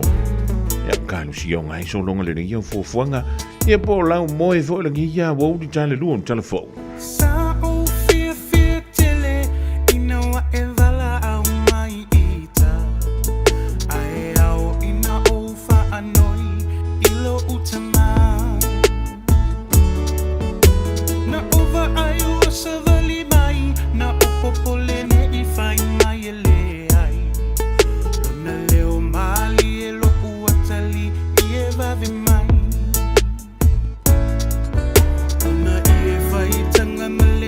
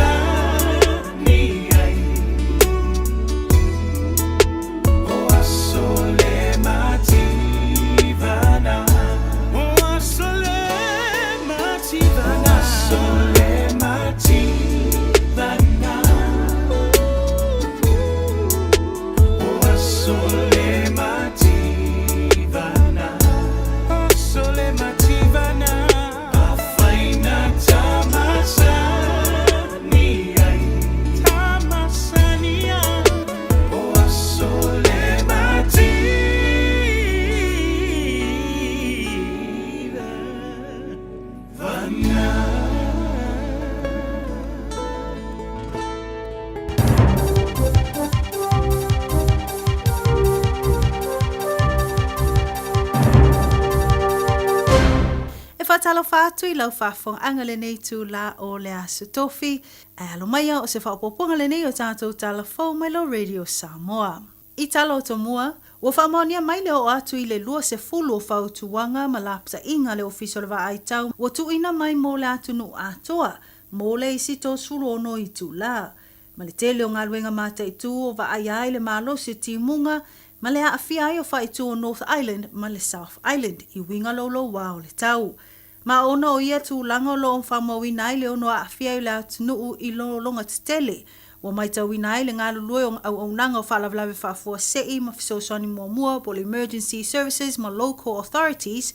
Ina ia mātai tu ina le tu lango o le saonga le mu. Ma le puipuinga mai ni whalawlawe e ono tu lai mai. Whamawina I reporti le New Zealand Herald e tu sai ma le wa ai tau, e whai lava sina malo se ti munga mamafa, ma wa aia fo le lolo wa telo le tau I au kilani I le au auli nei, ma olo o vavalo le matua ia awhiai I lo longa, ma wa aia le emo malo si o wila, ma whaalongo ina le pāpā o fight stili mo le nei aso. Ma ua fo o atu le selau kilomita le tu la le malo si o savili mamatangi, o le a awhiai la tunuu. Ua whautua ina vaenga o Bay of Plenty I ti munga mamafa, whaasolo atu le vaeluanga o pō maao I le awhiawhiana nei. Ua lapata ia fo I tangata whai lafu manu. O loo iai I no foanga mawalalalo, pe lata ane fo I vai tafe, ina ia nga I no foanga mawalulunga. Ina ia wha mua mua pele saonga le mua lafu manu mai lato uma, o lo hau mau I nei wha tu. Lipatia fo I le tu I nāto whautuanga malapata inga o ti munga mamafa I Nelson. Whamawina e o atu lava I le selau 5 milimita le selo swatimu o lo vavalo e pa umai mo ia whaitua le atunuu. Ta ua se tasi o sui o le Earth Sciences New Zealand o le awa aia e Nelson ma Blenheim le pa uai o ti munga. Whaatusa po le maasina atoa lava le te telo o nei ti munga o le alato wa aia I to tono le fastfood valu I tu la. Ua whautua ina malo siai tangato lo au mau I nei whaitu ina ia tā pena le lei, ma ngai no whanga I saunga le mu, pea wa aia leo o onga o le lolo watelu le tau. I motu weka ua wa aia le amata tā pena ai o tangata, I vaenga o fiso swani e tali atu I lo longa, e peo na amata whatu tu muaitanga o neone, e fatu I tu e mauti noa e anga I atu ai lo longa. Ua whalawi lo mai nei le New Zealand First, le tuina atu ai I lomo le pāle mene o se pili tau whaofi, o le Members Bill, ma le naunau ta inga I nei avea matula fono, o le mawhai lea o na sisia e na o le tangawai o New Zealand I maota ma au nanga uma le malo, e pei o le maota le pāle mene, o ofisa ma matangalwenga I se ese le malo, o au nanga tau whalawlawe whafua sei, ma onga uma le malo. Whamanino le tae o le vaeng whaupwhai le New Zealand First e wawasa mana I Winston Peters o maota ma ofisa le malo e mo tangata New Zealand umalava. E le tau ona so ona wa aia le tele o nisi o fua o whaalea le atu. Ona e le tutusa o mawhina ngalo ma manato tangata nuu o lo I New Zealand nei I le tele o vaeng o lo alia e mai. Ta ua o le nei tu la fono le a tapu ai ona toe wa aia le tele o fua o lo mai tauina le wha o ngā. E wha ailo ai ni whina ngalo I tu tau le porokiki. Mai le toe whaalea lea I no whanga o fisa ma maota uma a le malo. Whairo le vaenga whaupwhai le New Zealand First o lo lato tarutonunga e tasi umatangata I totono au te roa e tasi le atunuu ma e tasi fo'i le tangawai. Ta ue Winston Peters o le awha atino fo'i ai inga mata iala I le vaenga ta ua ina ia muli ta ia. ai ua whaamanino o le ai fo i vaenga i whaatino ia i lātou e le savalia pe solia le tū la fono. Ai ua whaamawina le mawhai ona sisiae o le tanga vai o se isi atuno po o se territory pe ai ni whaata singa mawhona tanga loa ia e whaatau taia i te tonu o New Zealand. Ini se tala, wa te tala loa ia nei le no whanga moa o ngā whaaleo i te tono au kilani le nei vai aso. I se pepo whaamtalanga na whailo ai le komisino mtanga luenga o leo Richard Chambers o le nei no whanga na mawhai o na lisi na mai le Universite o Massey. Ma i le maua ai o le nei no whanga fau o le a mawhai e le mtanga luenga o na whaatino le telo ana po kalami whaalea o onga i vaenga o le au nanga. Ai me se lava i lato o ulu whale atu mō le ulua i taimi po recruits. E a matata penanga moa o onga i le avea ai o i lato mamalo le malo. Whai loa le komisina ia Richard Chambers le tāua o le maua ai o ia hawa noa. E whaawa wai o na whaatino po kalami whaalea o onga. Mō e ua fia avea mamalo le malo. Ai meisa po kalami mo suisinia. Tāua Chambers i nei tausanga o mawaina wa ai ale telo po kalami whaalea o onga mo sinia. E whai e awala ofiso ta inga televavave po o lungo le interneti. Ina ia maua se hawa noa. Mo le tele o sui au wai po recruits e whaatino ai a lato po kalame. O isi po kalame ele o mawhai o na whaatino i lunga o le interneti e te tau lava o na whaia i te tono se potu. Ma o le tūlanga tonu lava lea na sa ilia i lo se vaenga i mawaile a wanoe o na mawhai o na whaatasi o mai i lato. E whaatino a lato a onga i se no fuanga e tasi. Whaamanino fo ele li komisina le te leo le ngaluenga na anga i le tau mawhai mo le nei wha moe moe. Talona sainia le lisi ma le Universite o Massey, ma o lea ua tau lau o le wha moe moe. Ua li ipotia mai nei le amatali ai o le urua i pōkalami whaalea o onga i le Auckland campus ua ta o le Leadership and Development Group Conference. I tūlanga le nei no whanga o whamawina le te leo potu e whaatino ai vasenga ESS o potu e sui ai po locker room. O ofisa ma le no whanga i paka i ta avale maisi. E fast fulu sui fau po recruits o le a whaonga ina le nei fono whanga fau. Mo a latoa o onga i le avea ai ma malo le malo. I pepo whamtalanga na whamawina ai le awai atu o le minsta o le mtanga luengo leo ia Mark Mitchell, ma le minsta langolango ia Cassie Castillo, i le tatala loa ia ai o le no whanga po o le Royal New Zealand Police College, Auckland campus. Mai se tala lata mai ta longa lai te le Pasifika po le Pacific Mini Games mo le awa Samoa ua whaopopo atu nei le isi se fulu o pine i le numero pine o whaamanue i nai sui o Samoa o lo tausini o ma whai ma ave fu o le atu nuu i nei ta longa. O le ua whaopopo atu le isi pine aro i pine le tamaita i ta alo Page Kemp i le whaanga tama o le au i le vaenga wata o le 50 meters butterfly mo tamaitai. I le vaenga lava o au na sola i le tamaitai o nā whanua Hamilton ma le pine auro i le vaenga o le 200 meters backstroke. Ma solo mo na Hamilton i le vaenga lava le nei o le 200 meters backstroke i le tūpāua lii. Ua vaai le whaopopo atu o pine siliva i le lisi o pine Samoa e peo na mawaina le au o tamaitai. I le vaenga o le 4x200 meter freestyle relay. Ma le tasi o pine siliva na sola ma le ali o ekitoa tāmati. I le taalonga o tau vivinga po le Wrestling Beach iwa se fulu kilokalama nga ilunga i le tūpāua lii. Mo pine apa mamea e tolu pine apa mamea na mawaina e tamaitai o anoni taulua i le taalonga o le CEC u a mea mamafa. I le vaenga o le clean and jerk 5 kilokalama, snatch 5 kilokalama, ma le total 5 kilokalama i le tūpāo tamaitai. I le alawa whaangatama na maua e le li o whale waa tafi i le vaenga o le snatch 5 kilokalama le mamafa moa lii. Ma le tamaitai o Ann Keynes i le malafoni po le marathon i le waa V1 se fulu ono kilomita. Ua lua se fulu ai nei pine a Samoa i ta alonga laiti o le Pasifika. O tātou telefona mo le nei tū la o le awa uli, whaaftai whaafonga mai, tau whaasoifua. Tasi 5 amo. Radio Samoa.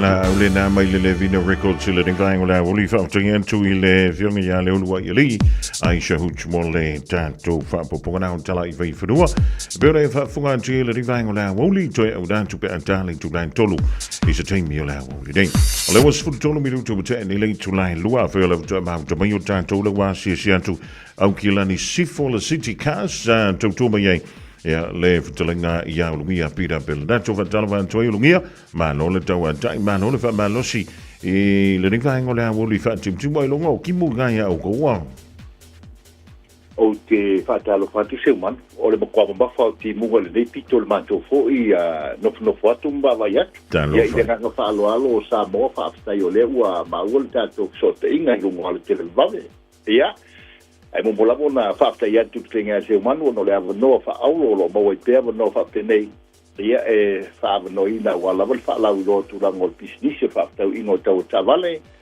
le ngate ni sila ia o ta fa I lalo Wellington fa solo mai ai no ma yo lo mo fa ya na o tu tu tu mo la o na ngal sidika pa ta lo fa tu le pa ia ma o lungo I ta fa si o tanto tu no ta ma tu tina ma tu la no fale to no fa nga vengo fe la mo ma ta tu fa sala ngol ni aso ia o folo fatu la to o nei vai malima ia Samoa o mia pita pelanto ia e tau tuina lo to malu pata lo fatfo I lo fai nga venga le tua ia lo fa pena la no talo wal manu o Samoa ia mana yo tatu tanga to lo o mau si lo fa stai se manu o nei foi vai ngol ta por clave e an fa lo mano ia o tanto ye le fa vitio nga wenga tu ma fai vano filima o le info I ma sino lo fitu o tanto o lia e ina fa le tonu mi wingo le tau wa o lugia o le te mai tawat o le matua antilie na lu lungo le malo si lo si fongo lo no wing na foi anto to le malo si lo tino tu tu ai samo I o le tele a fa tau e mai ti munga o le malo si foi le leo a se manu se o le nga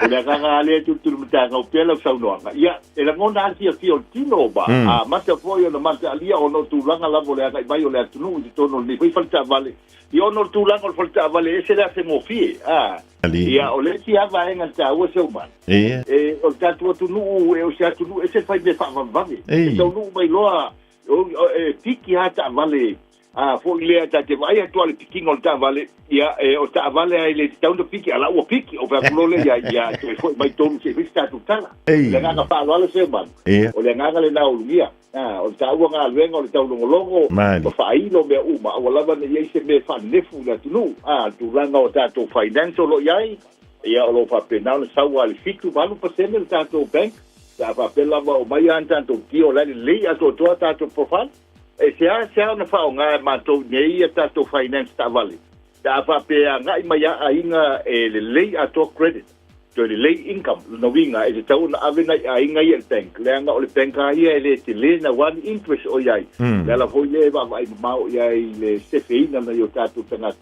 I el tu langa le sei va na la na tanga te o mai wa ina I va enga wa ina au lape paula na va enga le tio ye le manto foi finance nga easy finance but o le te talo lava I le tunu ia mala le lei le sisi o manga o New Zealand ia o credit e peisa nga ia le tato faftau ingo ta vale awa nei mele lua tala o mea uma lava I tuto no lontoa I o se fulu afe tato te vama ia o le fitu afe ima afe o le ono afe lo vinga e leo li tupe laiti o le fautuanga malosi lava o nie no manu le tato tunu ia aga mai va ai le leita vale te usanga le lei wala wale fautuanga le misi tafa salalaunga ono le tele o tai tangata sa mo wa afia lava la toi tulanga o ta vale nei teni ono tulanga le o le vave o le piki le te strive ta vale ia nana o mai a piki o to e foi mai sai ia ai au lape tua to vaenga ia a wai te tau te strive le ta vale nei mauti noa o le lei ato toa ia o lo mo fai foi na mai ei ina ia pasi le ta vale ia ai le sai nia pepa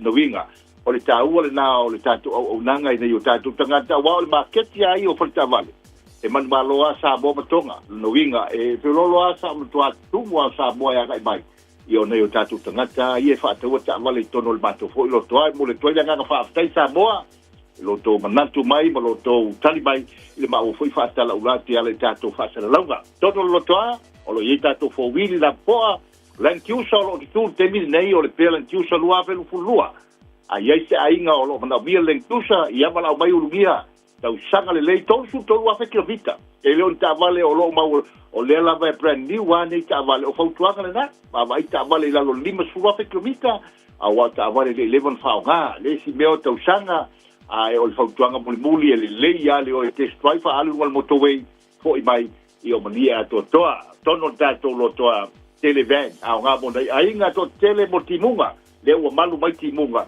ia anga ilo e vai se ven le mo dai fanau o lesi a vai ngata ua o no nei temi wa fai a checkpoint a leo ia mau siaki foi fuspa o tau mata fuspa o e mau ai fanau o fa se lau 5 ia ai le o le ben tele no poa tele fuspa au la ve ina nei o tato ainga mo le tele tu pe al tonu la bo Lucila fo toa bo nai yang kapo ia mana ulu ngali la iti mai se la to amata nga venga e o le mo le ono fitu ban no vinga o nai tawa ia tau amata ai lau lau tung ta vale e ta la ia no le le penki at oe ia mai mau wa tu le stai un fai na saula approval lo for botu nga fa lo na se manu Malo sabia que aspecto va fe amata ai por se pulua ola wa tele na fai da ai tadia uma 5 se lau le vifero tu nantu lo au ia pe mai stafa tu ta vale license sa bo fai na ve tol ta vale le ngate le o le fai ta to license fai na fai license sa mo liu ia fai foi ona abi to lo ta vale license sa mo ta uma license ia o le pe talia o lo mo fai ona fai ka to la to fa le tolu to ngai tala o lo mau wa fai na se talia tu ia ba malu le tanto tu no ta si lua Lincoln Road ente sente bo ia il ta vale fa sanga le la mo bentono ia fitu aso va yaso ngal luel ni fa vale se ndala sa te lotu ia o le la mo wa no e fai na sa vale mai pe mo wa no ia ile ngang fa lo na se manu numero ta telefoni o lo tasi o valu fitu o fitu lua mal numero ta compagnia bo ma yelta to fa sala nga o iva lua tasi lima valu iva lua fitu ia o le tala atu le na ile ngang fa lo sa mo fa magalo fo la to ona ia upo ai masai le tnu e poto ale tautai ai sasialo na tu yamba ia ile nga fa lo manuia ia le tapo inga Samoa i monta malawa i timunga malulunga lo wa kai bai ia malu pelo to soifua maloloina alo fatu se manu le aso lo fatu songa soifua mai balia o dia la o to ona fa stai soifua mai manuia le telengana ya ugia pira pela danto le tutua Malanga le City Cars te boi dai le tasi lua Lincoln Road i dai Henderson au kilani sifo mo i tanto o le alala i le tu foi o le tanto ai nei o au kilani Radio Samoa Taslima Ivatolu Amo O le wa se volveli antu le va le wanti an los fulu male afa minuto te nei le tu lai lua se te mi lu mon mo filo stanto filo inga ma stanto fa so ma le fianga ya le mo yava mai vai le suyo le tanto wala le lo ngalu po no wa mai e tono le tanto tro i Samoa ma la wanti a miti Edwards lenga to tunga va per fo ia mak le lo longa le mautuidai Long Beach i California i America Talosia le malo le tanto tro lo mafutomi le rivango la uli lo so longa le nime uma fai wa e su le timu io e alwe su io lava Wisio talinga ai te ane ua fali ma bo maita o te li popole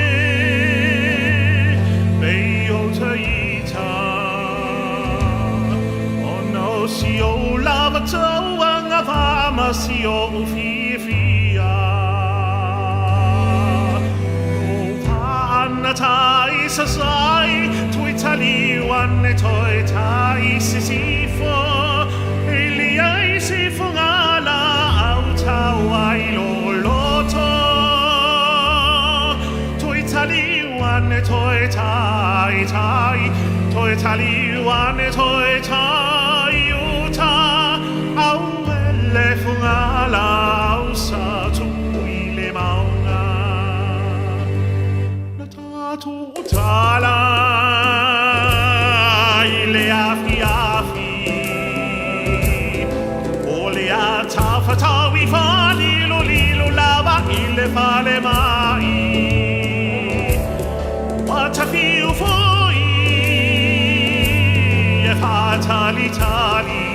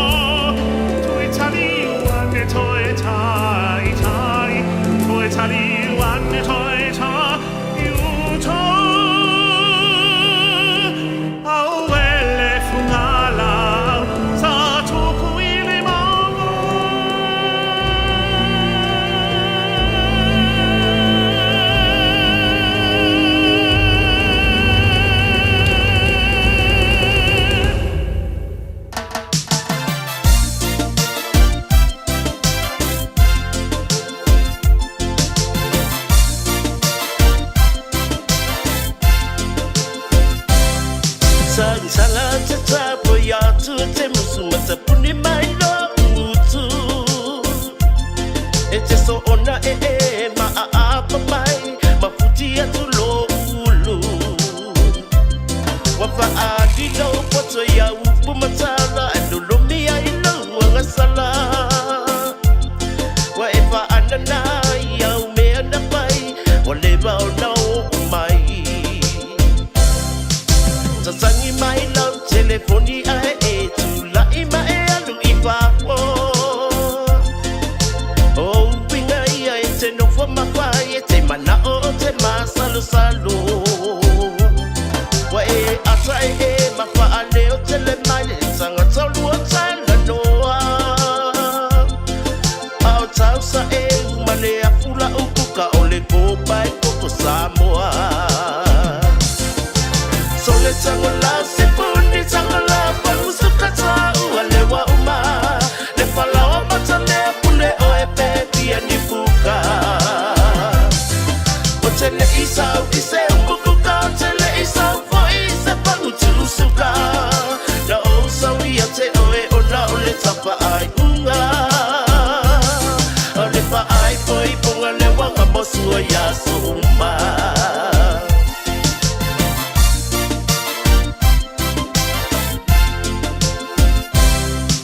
No ovilo ai na ne pengengo ngengo ai o lua mata malo tina o la mutu no ilo ai o upo fa amata langa o upo fai fai ia te a wanga le tonsi puni la au a o utu tu ma pe a to popo wa pi o ai le a mo fa Ai longa te loa lo upa ano noa o te no foi le aso asoa Wa pei to se tama I te ine I titi le pa amomo e ino tō moa Wa pei a ua se pui mu I le pui no le pato anga A o loo e ta aloa ne iau pa anga Ai pai a masua pala pala Sole tango la sipuni tango la pamusuka tau alewa uma Le falawa mata le pule o e pepi e nifuka O tele isau ise umukuka O tele isau fo ise pangu tusuka Na o sau ia te oe o na o le tapa ai unga O le pa ai foi ponga le wanga mosu o yaso uma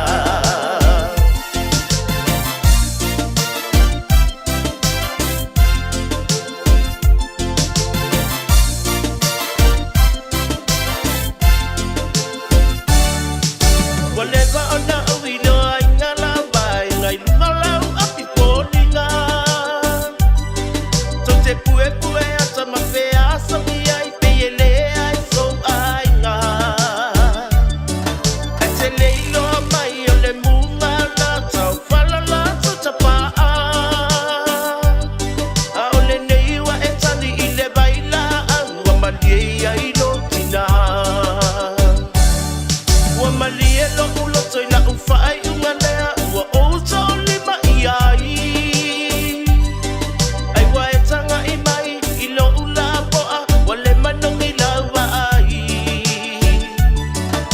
O lo upopo le tele tula pono Au o e lava na e tolo tolo Ma lo ulu malea na o una na Lo mea ai na lafa Sole tango la sipuni tango la pamusuka tau alewa uma Le falawa mata le pule o e pepi e nifuka O tele isau ise umukuka O tele isau fo ise pangu tusuka Na o sau ia te oe o na o le tapa ai unga A le pa ai poi ponga le wanga mosu o yaso uma Sole tango la sipuni tango la pamusuka tau alewa uma Le falawa mata le pule o e pepi e nifuka O tele isau ise umukuka O tele isau fo ise pangu tusuka Na o sau ia te oe o na o le tapa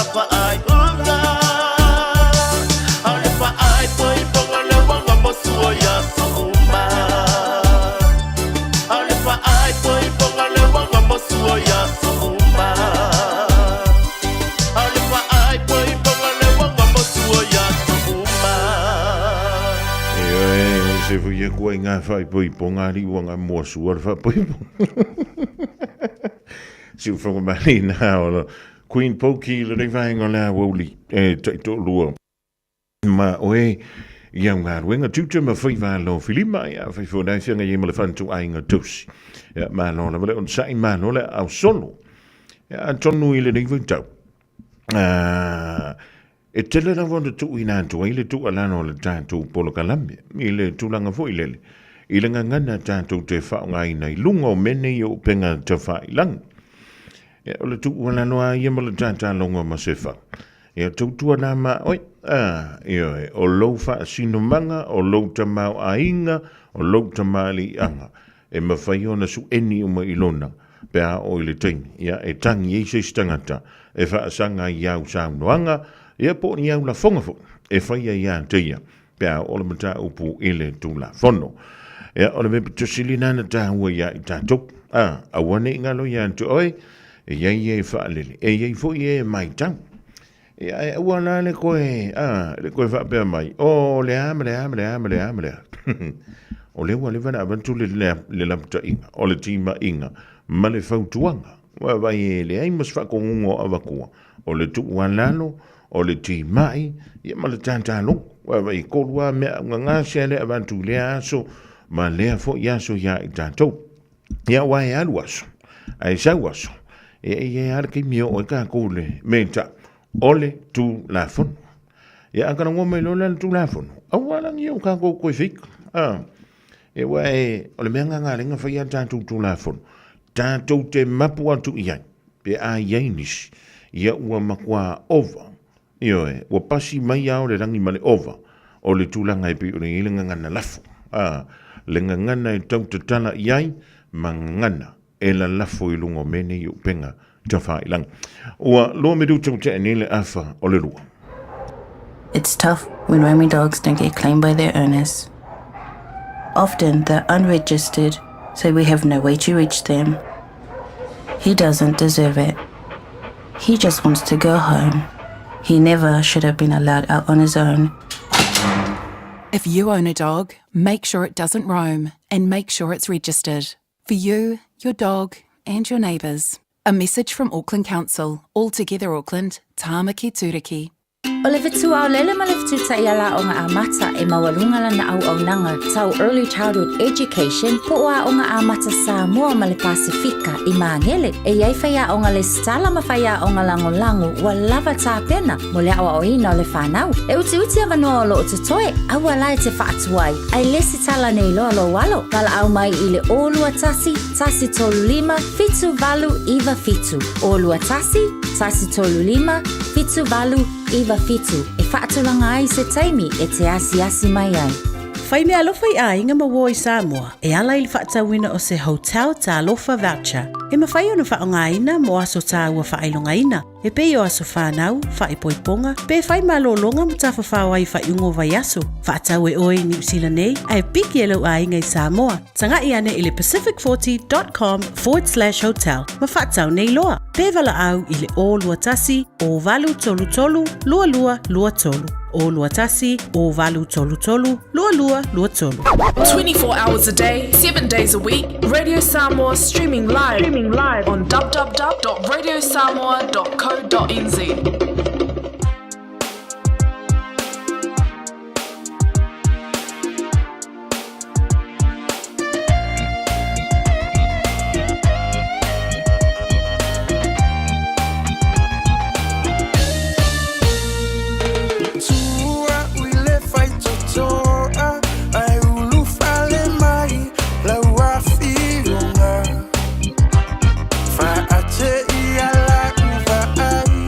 Say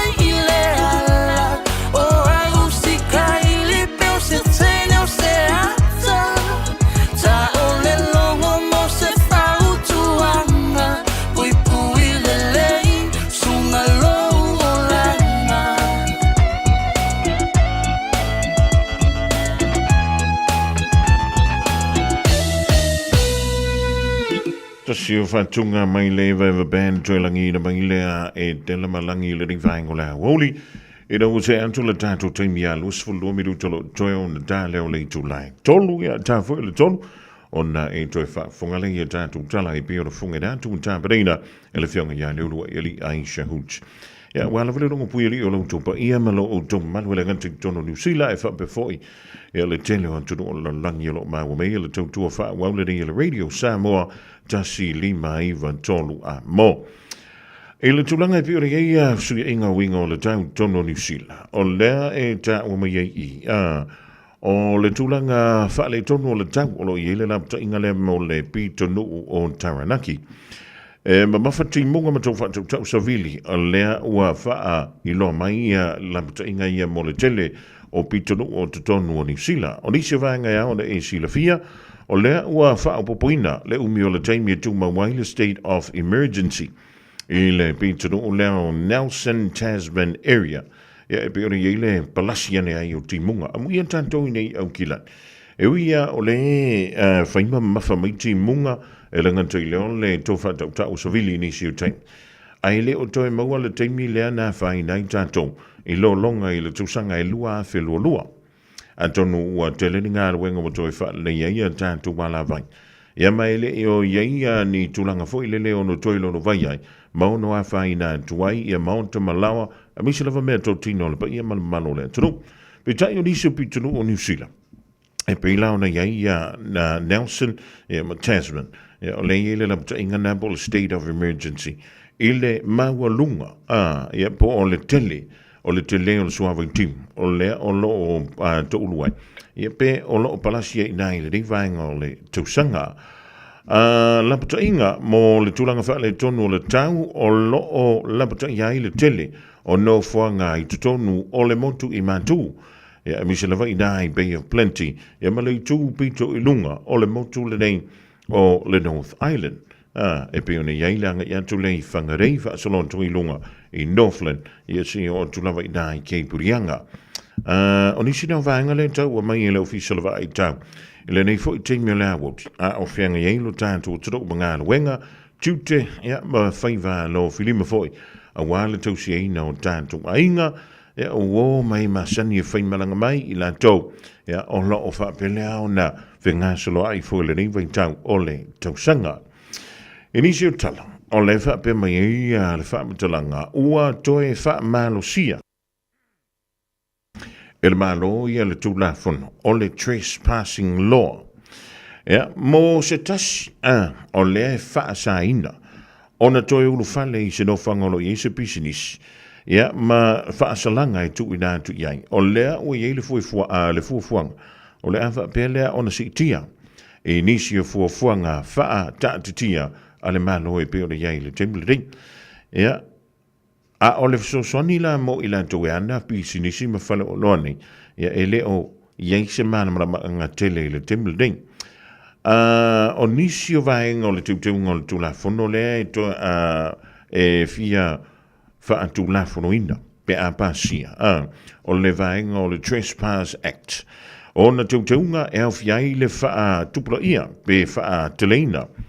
Ia, o le teimi, e whaasa ai se tangata mai to tonu o le location po se nau whanga lea o se pisinisi. E le teimi nei o lo iai le lua tausanga. Ai, o le fuafuanga le iai ala mano, o le asi tia mai le lua tausanga nga i le tolu tausanga. E renga te lea o le wha teleina lea, o le sala, e wha sala ina i se tangata, pe a le fianu ese, ma le nau whanga le wa wha sauna o tu iai. O le teminei o le sala o lo iei le awhita la, pitai.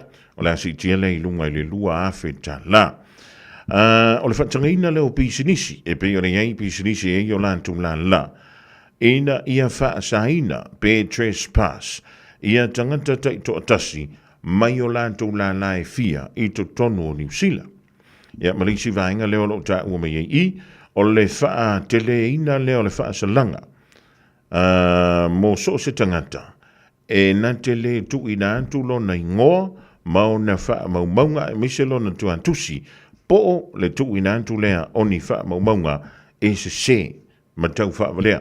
O le teminei o le sala o le nā so le ngā tula fono i lima se lau tala Ia a whaia pāsia le tūtaunga leo le tūla whono o le Trespass Act o le whapea leo na si antu I lunga I le awhetala. Ia ka ko ngofo maka ko mawofo I le mea o le mo le mea o kau whawalea so le nenei vaita. O le makua maka ukia. Sau le tala pai, sau le whaasala lau ngā la whai, o le ngei marangi. A whai la tātou te le manga whanga whamau tātou popoto ai. Ma e anu o I se isa ili. Pe moni ma wha maoni ia wha matalanga, e te muli tai ai. O le a wha pe lea ona lima tai se inai, ia lau wha utautanga, mau wha I unga whai. O le mea lalea, ona ua sa sau wha afi, ia le te leo mau wha matalanga, te leo mau wha maunga, o loo mawhai lea ona e mai moma e sila, mau tātou manta iai, I lungo mene I penga te wha I lang. E iei le tala foile, whamai, e iei le sao le tonga o le tangata, o le aia te tau o le tangata, e ma whai o na wha ai loa ai, ma wha ali ei o na langona, ma sona whirangalo. Ai lei se me ka o se wha ali ai le me ngaka mai ai, e lei ma sona pāpui. E lei se mea e whapenga, e lei se sao le tonga whapena, I to tonu o le lalangine. So se antunu ulava, e iai le pāpui, o le mawhai, ia male sai tiai, o le wha alia lea, o ni au langona. O nisi o mafuanga, o le awhiai lea o langona ma mafufonga, o nisi o tangata. E le ngantai lea, o le hawhia tuai o lātou tamali anga, o le tau le leia o lātou tangata, po o lātou suafa. A whaila e le ini wha maunga, e lango inai, ni au upu mani o wha mtalanga, o lana winga. Wawanoa I lo inale au inantu, o ni upu mani wha mtalanga, sa e whaia, I le tūla whono, se I wha madino maila le tūla whono, po o whele mea o I le vasi, o le mea leo le sa lo tonga, po o le aia te tau o le tangata, e wha ali ei sona langona, ma sona manatu. Ia e whingo fia na maka upu, a whai ka kere fia ia pai, e ka kaunga o ka whinga, I le mea lai le o sa awai pai, lono winga a wha peritani, tala noa I le issue, tala noa I le manta upu. E ka ke sopo loa ma wha upopo tui marisi tala I tua anto le manta upu. O ina la le tupu mai, le tele o wha whitauri, o lo whianga I marisi o I tanto, I le nei whaitang. O tia I le mafua anga le manta upu, e tala noa ina, e wha ali eila wai anta tang, ma tanto wai anta tang. A ua kako ka alo I le kingo, ai kia I le pola ka piti. O le mea lalea, ia o le tuwa lano a ia male, ta ia lano a le ainga sa uman. Ia kako o sa, ma ia tanto whai tete. A wa o lau upu ma lau wha mtalanga I whaile so, masano o tunani, o sui o langona. Masano o tulea so hantai au, wa mai au na ento wha, maua se wha asilinga malusi. Ia toa la whai mailunga, wa musu ia o tanto loto mau tanto wangang. E a wangi I koe, whekango fili tulanga leo. Ia, na o na tanta longa tupema se whau, tau tua nā maa I tanto. Ia tanto la fonga e so o na lafo I lungo meni o penga ta wha ilang, e whaalele, e iei fo I mai tau. E iei I la tau e iei lano to wha mangalo e vave, e iei fo I la tau wale vana wha aurua la tau tang. Na o na maua o tanto, ia maa waku lo makako. Ia o na benanga, e na o na tanta longa tumatu wala no tupe yo au tafa. E oe, ko inga le wha ponga o lo ie, ia polo ako ponga. E leo ai lo sa, e le niwai tau o ti munga, male maa losiu sovi.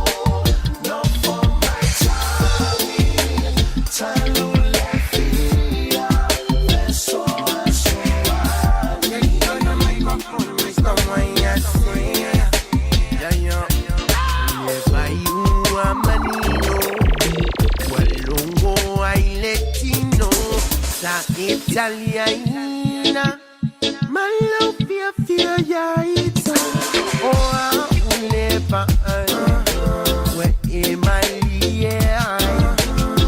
tell it oh set up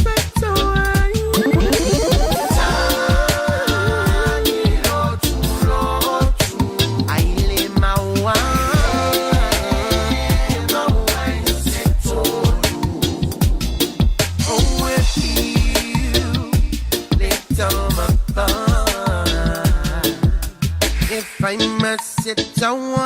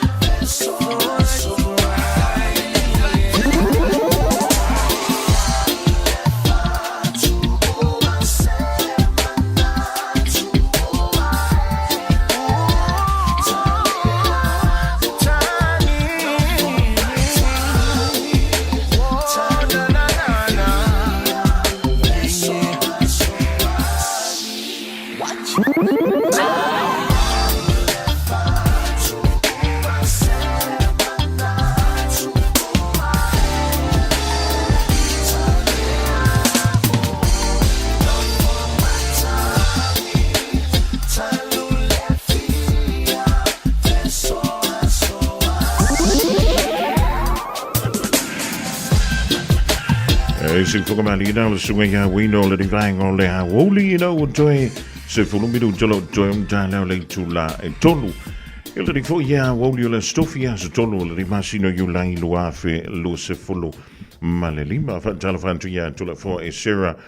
Tau malefau le ma to mai weary in manu ka nei ma lole au solo ya malo foi le sai tutu ma foi valo filima e pe ona fenga ya le kan te le to vai paka Taile fa te smaile ta tu tua ele nei fo ia so dofi o le fa la we tele no la wa fa mtalanga le pe ona tu inatu anta tu tele doa e meni yo finaua finau ile manta ya e me fa ona ta tu fina e ese so langon e ese so manatu ai kasi ala me la ke fi ngau ye a faila ona te fa mai ioe ai o fa yantu ile ai eleva apea ole a saawaya ai se oi ele ai se me fa pena se ivanga da o tanto mali liepe tanto te autas a me ole a fa ka sirka ko oi ye pe ole aka ko awai lele ai for fa punga fa peritania for mai we can agree to disagree emma faio da tanto mali liefa atas e a ngoa mangi kau ai nga ma mangi kau ai nga ngoa mangia e tanto te le mali lie whaatasi. I sei unga wo i se mta upo se finanga. Eo, i se le mane i ole dāmea, ai finau i lunga ole mta upo. Ai tuu i ole tangata. E le ole tangata i ole whailo na ia, ole whaalilo na ia la ngona. Ai manatu, e le aise me ka o se saolo konga wha solo a koa. Ole ale winga ole dāntala. E le mawhaina usau o whaiatu. A mea ono ule fia pai malafai. O ngā ole am. Ewe. A le ailang ia ufa mau ngai lango inai o manatu ye whaari atu. E mawhai e pai malafai. I lano ole tū la fono. O na avea ufa mtalanga.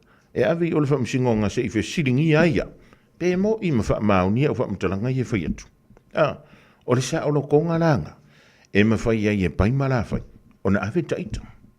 Ai lewa pe o le fai o akakala. E kala wha longo. Ioe, ngangi mai ngel sa vilima mori mai e le tala. Wha mai o lale ngā ngā langa wa ai o ia pai malafa. A lau kele i ai o. Ia nau sang rola i. O le whanga mo merkala ia pai malafa. A lau kele i wha maung ia me. Ioe, o i lea afia. E lea afia fua pai malafa. Ala ngai yo mai pai mala fai mafanya kulungo mengi o penga tafaila ele era vea ika le na fa le o ina to le fa mtalanga e no ma se fa mauninga o meanga e te tanto manga fa ngafalele ia ma e ma fa ia ai le I wha leo ina so whingalo ma so manatu. I lunga o le me leo le social media. Ewe, e wha I tete se, e whingo fie iu sia kako maka upu, pe a tatala lo whingalo ma lau tō wha, e te amana ia I se tuwa lalo, a se tuwa tu iante. Oi, ai a e fia le lele fola ba I lunga, ia, ngā wā lele maro kiki dai fio I fo I lunga I ole ni vaita. Ya, awalangi e koe komungu, pe a yeise mea, e onu tupu muni mai ante. Oi, ai, o lawa ante tau, e wha ali ei sou na ngona ma sou whina ngalo. Ai, tau tutu e se le mea leo ka ano le kingu. Ai kako tana noa sa o le mata upu. E oi, au mai ala kako maka upu. Karakara ngoa sa o le maka upu. O le mea leo le whamai. I, leanga e fōringa ia, leanga e ama. Wai misi a ko le point. Misi la le point. Ia longa winga. O ina le mafua mai le tele o le ngungulu. O ina le mafua mai ai. Ia le tele o le tanto fe vai ai. Ia marakako fe misa. Ia malele hei u se kako mea o ngai mauai ia mea. Ai kako le alu kanga kai. E su e lona manuia. Sa ili le manuia. E pei o na tanto malanga mai ai. Ai tu wau tanto ai ngai sambo. Malanga mai ne New Zealand. Malanga atu I Australia, malanga atu I Hawaii, malanga I so se antonu o le lalang. E le ia se se le I saufafu, e le fia sa ili manuia. Wakai mawala lo manguia, wakai kufa mai ngā manguia, e oi, ai on mai pega kōr ngi vahengo le hawut. Wale se tanto whilo inga le soma le fionga ia lilu mai ava wha malu luan tua iona o le tulang. Ai tuli tau mai lea wau antai au. O leo le antam whia joilu tanto pula kalame le fionga ia lilu mai ava nisi wha o mta upu. Sa tulai mai lea so nafio le so. Ia mala so antai au pe antanto wau liele le alofa malanga leo le tua. Ia, o le ase kukorangi iavias. O e kau mafofo e se kuka. O le ngā lawa I save o le ngā kere whanko iki kai.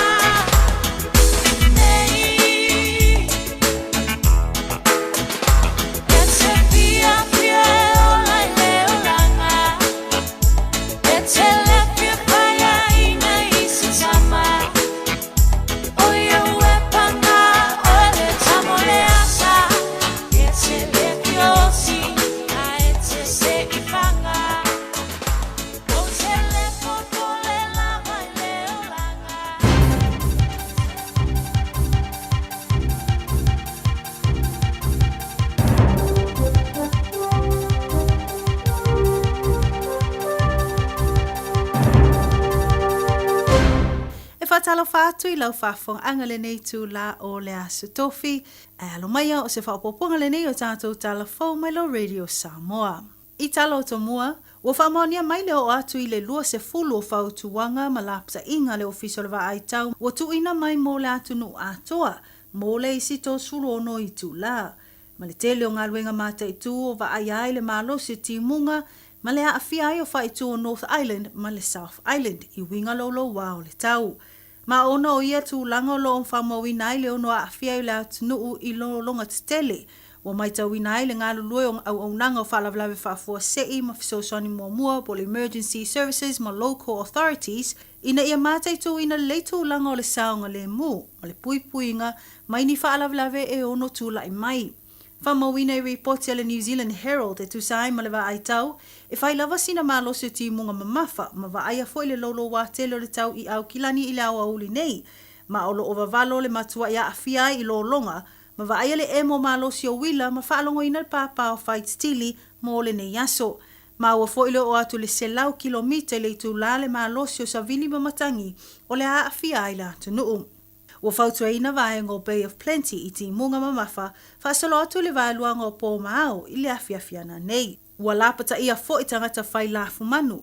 O loo iai I no foanga mawalalalo, pe lata ane fo I vai tafe, ina ia ngai no foanga mawalulunga. Ina ia wha mua pele saonga le mua lafu manu mai lato uma, o lo hau mau I nei wha tu. Lipatia fo I le tu I nāto whautuanga malapta inga o ti munga mamafa I Nelson, Whamawina e o atu lava I le selau 5 milimita le selo swatimu o lo vavalo e pa umai mo ia whaitua le atu nuu. Ta ua se tasi o sui o le Earth Sciences New Zealand o le awa aia e Nelson ma Blenheim le pa uai o timunga. Whaatusa po le masina atoa lava le te telo o nei timunga o le alato wa aia I to tono le fastfood valu I tu la. Ua whautua ina malo siai tangato lo au mau I nei whaitu ina ia tā pena le lei, ma ngai no whanga I saunga le mu, pea wa aia le o onga o le lolo watelu le tau. I motu weka ua wa aia le amata tā pena ai o tangata, I vaenga o fiso swani e tali atu I lo longa, e peo na amata whatu tu mwai tanga au neone, e fatu I tu e mauti noa e anga I atu ai lo longa.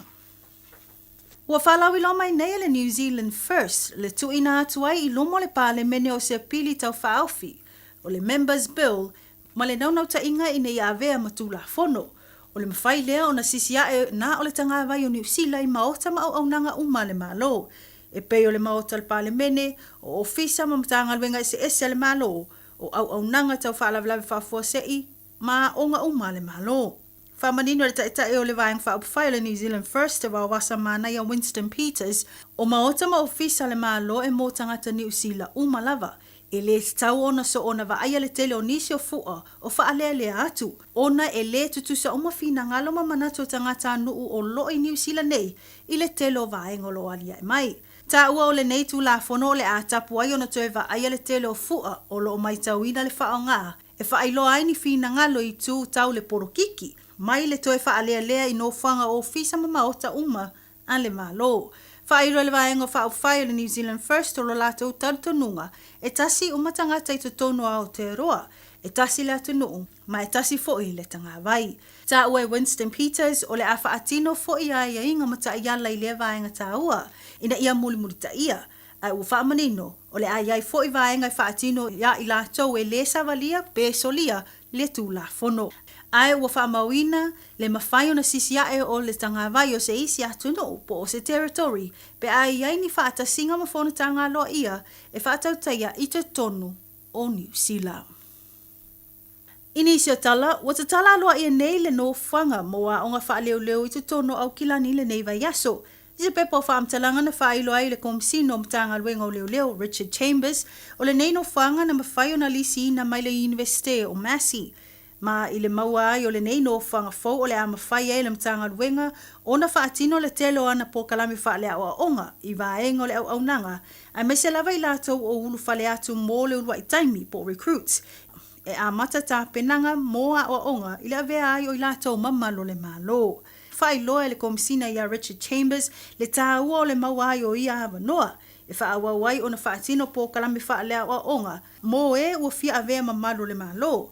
Ai meisa po kalami mo suisi nia. Tawa Chambers i nai tausanga o mavaina va ayale tele o po kalame wha alea o onga mo sinia e whaia a wala ofiso ta inga tele vavave po o lungo le interneti ina ia maua se ava noa mo le tele o sui a wai po recruits e whaatino ai a lato po kalame. O isi po kalame ele o mawhai ona whaatino i lungo o le interneti e te tau lava o na whaia i to tono se potu. Ma o le tūlanga tonu lava lea na sa ilia ilo se vaenga i mawaile ava noe o na mawhai ona whaatasi umai i lato e whaatino a lato a onga i se nofuanga e tasi. Whamanino foe le li ko msina le te leo le ngaluenga na nga i le taumwhai mo le nei wha moe moe. Ta lona sainia le lisi ma le University o Massey, ma o lea ua tau lau o le wha moe moe.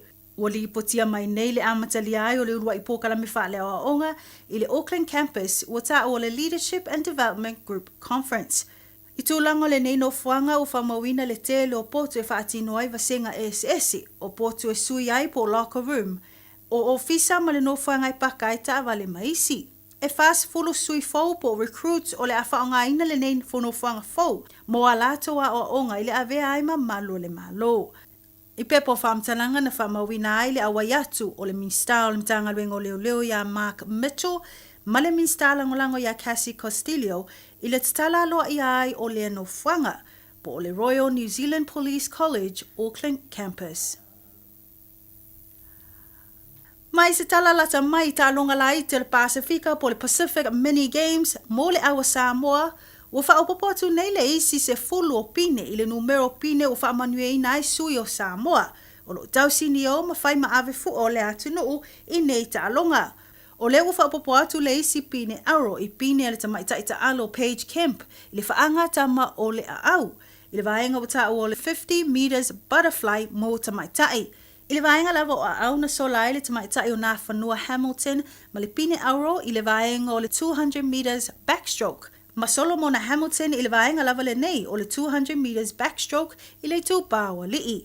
Ua vaia le whaopopo atu o pine siliva i le lisi o pine Samoa e peo na mawaina le au o tamaitai. I le vaenga o le 4x200 meter freestyle relay. Ma le tasi o pine siliva na sola ma le ali o ekitoa tāmati. I le taalonga o tau vivinga po le Wrestling Beach iwa se fulu kilokalama nga ilunga i le tūpāua lii.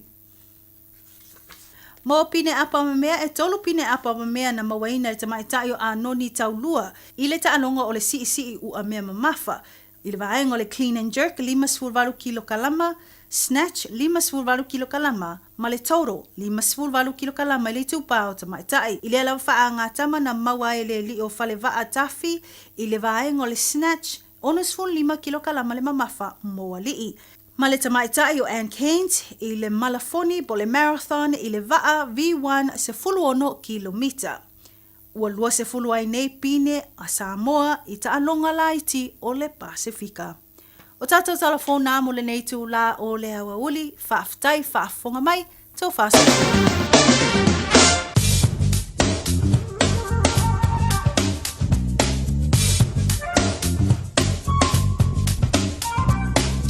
Mole tulanga nga whaaptai le whiunga i lea ia leulua i ali i Aisha Hooch mo tātou telefon. E pio le sai whaafonga atu i le rivaingo lea wauli o la stofi de ia so tolu iulai a o palasi mai e di munga so le masawa i ma le tofa tau tau o sa wili au ki lani sau tenei. Alo wenga nei le tātou talo le tau mo leanga i atu le poana ni mula so antea mo au ki lani. O langa i atu le poana ni whamei e to ulu vava solo aiti munga e mamawhai ni si ro fuanga e ma le tofa tau tau nao sa wili e o atu le sao i no fuanga ta lai lai e le se lau kilomita i le itu la. O le manu i le poa nani mo saa mo au ki lani sifulu ma le whaati keri e ngoto le lai le sifulu fitu midau te te ai le lima i le afia finei. O le venga mo la soa te alas whareile o soane le lai le wha midau te te ai le afo le fitu i le tai au.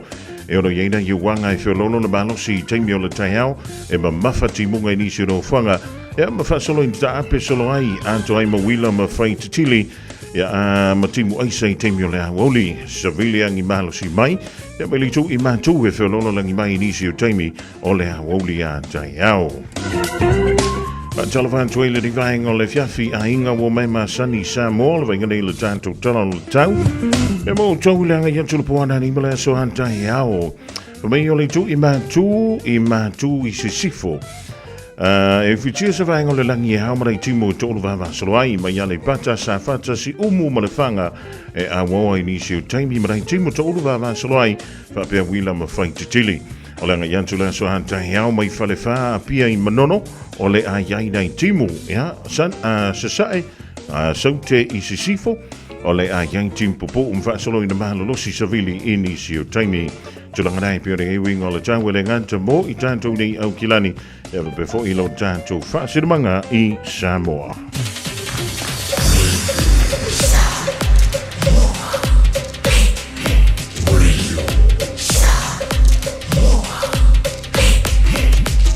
Tasi limoi watu, amo.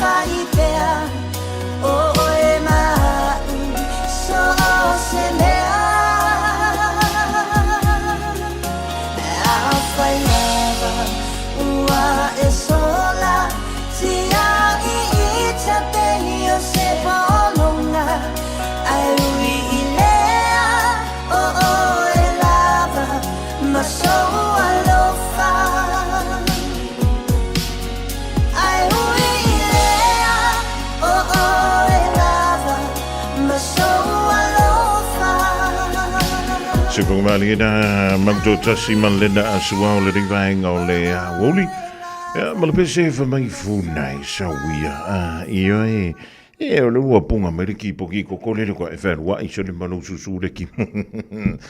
Se anto le tatu teimi as full malafitu miru tu te ne le tu la. E tolu isi o fa fi fianga vai toi tanto polgala me fanga solo le fo I vainga o le woli. Ma mafati munga au kilani so te o le fa mai le sunga ya pida e neliko. Ya na fo ia mantua ma mafati munga I Swanson Road wa nuima wa takere au kilani sifo. Ya mo tato o lei lunga o tato wala te tele tono au kilani le so, malo le sila malo le fa toto o ki moli o la ta vale. Ale o ko meki le o la moli o la sa. E wo tona tango ti. Ki fo le ki mi pa fa. O le famile tu la fono. E te tau I so se te mi lava. E te vai tu lo le au lau va ai le se lau mita yo lumantu e te lo antu e le stava le mo tona ki a moli. A ki mu ki mori, awa puawa ki mori. E se whanga dai o Superman po Spider-Man. E makwale le ia lau se le sila I toi ngā aso. Lolo wai pe o na yela stofi nei tono ni sila. Ma talawa to ia papa li sina male ainga le ma to mai foi. I le riva ingo la huli mo to umalava. O lo whenga I mga luenga tute ma whaiva lo filima. Ma lo lava le on sai ma lo foi le wha ma lo losi. O le a foi. E anu lo ma fau. E le tulanga I peo de le filifilinga o le awala o peleki. Le na fa I lo mai. So, e peo na hanginga I lunga o peo mga lunga lo le e ni fa talafoi. Le tulanga e peo na upuiai le malanga mai o le au le a Ferrani. E totonu o ni utsilani I ta alo ai male o le peleki. E fa tolunta alo le o le peleki. Ma le masi mai le au malo si le a Ferrani mai lo lanto o tuto. O le whaiti o ngai pe o na nginga I lunga o pe a mga lo le e le dei vai tau. E wha tau le msi mai o le au laka pia Ferrani. Ona o lo wha pe ale tala. E leo au mai le squad. Lea e matua numera tasi eile en turu o Ferrani. Ia I le talonga o le laka pi. O I lanto I e malanga mai le temini. O le totel. E makwale I loa I se sipo o feta alo I le au I e malanga mai ai. I le lanto au le sa uni e ta alo male o le peleki New Zealand. E uiana I lea, o ta longa wha avau malo, ma ta longa whaitau lia wha pene. E le wha teme iai se pūlenga o se aunaka pi. E wai wha mawina le tana wha solopito, o le tausanga ma le aso lea, ma le maasina lea, o le fuina to I lalo ai ia pai ia la whai. Ai, o le mela nau te whiwhi ai le whiwhilinga o le awala o le peleki, lau te wawa ai antu iai. E le o whiwhili ia wha keme le lik wha ia aonga. Ia Scott Robertson. Malana pūlenga I le whiwhilinga. O le awara o le peleki, o le ta alo mua. I le rei fo I tausanga, e ta alo I mawharani, I o I Dunedin, I le aso tona I aso nei. E le ngantailea, o le lawai feo le no I alo le tātu o turu. O lo whapele o na, a vea masui o le peleki, I lana ta longa whaitau lia mua. E pila o na iai, ia le sunga I le ka, le afo, I le kapiteni lango, po le sui kapiteni a Arisa Vea, ala wantu wai I le sunga ia Rico Ione wale vanta anu le tulanga o le center. I le sanga leo le Super Rugby Pacific. U te loa I fo I le mafau fau. Ia o lae wa fusu ia iei. Ia tulanga o le peleki I le temile. O le ala wa pale mai ele li o Rico Ione. Valus fulu tasita longa le peleki o ta anu ia le sunga ia Rico. Ia mai o se tasi leo poutu I le au le peleki. Ia talo mai o le filifilia le nei fo ia lo le tanto o tro. I le au malo si o le peleki New Zealand. Rico la le use antu ta ano le wingi numerous full mal tasi le ma senta ano I le sunga ia Caleb Clark. Ia o se tasi na ano le tanto o tro. Le ia ilunga le sfulu lima le amata. Ona se e me ia le tua. O se tasi o alo Samoa waloa fo ilana tautua I le au le Hurricanes. I le nganta I leo le Wellington Lions. Le sunga ia Duplessis Kirifi. O le na filfilia mua I le vintau le lua felu sfulu. Ia pita I hanena I eni manu anganala. Iona le mwhaiona toi wha wawina. I hala tautua lea fo I alo le tātu o tro. Ia le ala wa pale mai nei. I le numera lua se fulu. No fo ala au wha leo. Ma o te loa. Ma o mauti noa. O lesi lea wha au la tōtonga pēa o I le team. E vivisi e le ta'alonga le la so na I pēa I le team. E sui en tuai I ala no fo ala au wha leo. E toi lifi I lunga I ala ta'alo o le peleki. O le sina vaenga ta ua I ele me leo le avea I o e mawhaia o ngā mapulenga o meni o aulaka pima so si au ta alo lava. e ese le taua o le no fo me ia o fa leo o sola e fa me le mo le maua ranga se o le awali inga fa kumpunga i lunga ngo fo la fa leo ai tolu mai le vai taimi o Sir Graham Henry Sir Graham Henry o ile minute lona ono se fu o le tele ana o taimi o ta longa o le peleki e tate mai ta wina i lava o le taimi tonu ana e toe sui en toi tutonu ia no fo la fa leo po le ala le tulanga wapa ua i lano le performance ale o le peleki e na ona wantu ai tutonu o le to lua to tolu pe to fa fo na e toi sila le ia o toe ola mai to tonga o le awale o le peleki so wa ia Sir Graham Henry sa wa ia Ian Foster ia oi Steve Hansen fa solo mai ia Ian Foster o le o me le timi nei ia Scott Robertson o le tūlanga lava le nā iai. Ai o le me malia le watupu i le whaitaimi nei le tālonga le rakapi. Watoi toia a le haise antunu o le lano lau. E le o iai se ni usila, tangata ni usila, o iai te tonu o le lantou pūlenga. O le no vai atu i telefou i le fiafia nafi. O stasi o alo le tātou utru. Le stasi o proper a le tātou Manu Samoa. Le sunga ia Census Johnston. O ia le da o life so swani e fa tulanga ina me fa tutia le sika lamu le a le awa for run le fa ia lan to kole ninga i le onga a King's College i le pitonu le o tohu e o tonu la vole falema ia e no fola ma foi se tasio alo samo ma no ali le fa le fa vali sensa ia o se tulanga foi tolia i le amana ia le o se tasio foi o alo samo to tonu o le pulenga le o le ia misele tu inan tu lona to mai mo na nga va if so son yang ai le te lengo se fa mtala o ta apele to mai ma nga va lesa ta of yo fi New Zealand i to tonu o le nei tu te le o to sanga o tuana ia o le menga sa makwa i malo si le o le peleki se lava e fa longa tu se tanga ta New Zealand a me o la le fa ya o nga lango mai o be fa ya o ngor skalamu be fa ya o ngai tuale backs ia po se trainer po se nutritionist o le tele yo tulang i te tonu o mene yo pulenga o la kapi ai ala le vaita ia wa ko kiki nei o la kapi tanto o i Australia la tamai o fiani fa ya o nga mai New Zealand o ala to fa ya o nga ile tele Australia la wallabies lena e ui ia e tei e ke ia ua wha mano lo wha fuse e ui e mai tau atu e le o le whaia o ngala e mafu inga wha le kongore e pangale e ia le wha punga wha Peritania the buck stops with me po o ani tūlanga e o i tomu whainga a auta anu po le auna kapi e pa ua leo lulu o le saman i le whaia onga le anga fui o ia o la e te patau la iai ia le pulenga antoa lea o so se au la kapi. Ia, si tātou whantatali la le whai ungol nei vea so po le hale tūlanga, o le aiai. Ia e maratua, e umale vai a sorangi, umale vai a so fo. O le tātou tua mai e le ta alonga whaitoni a lau Manu Samoa, teimi mua mua, e le tausanga e lua whelua lima.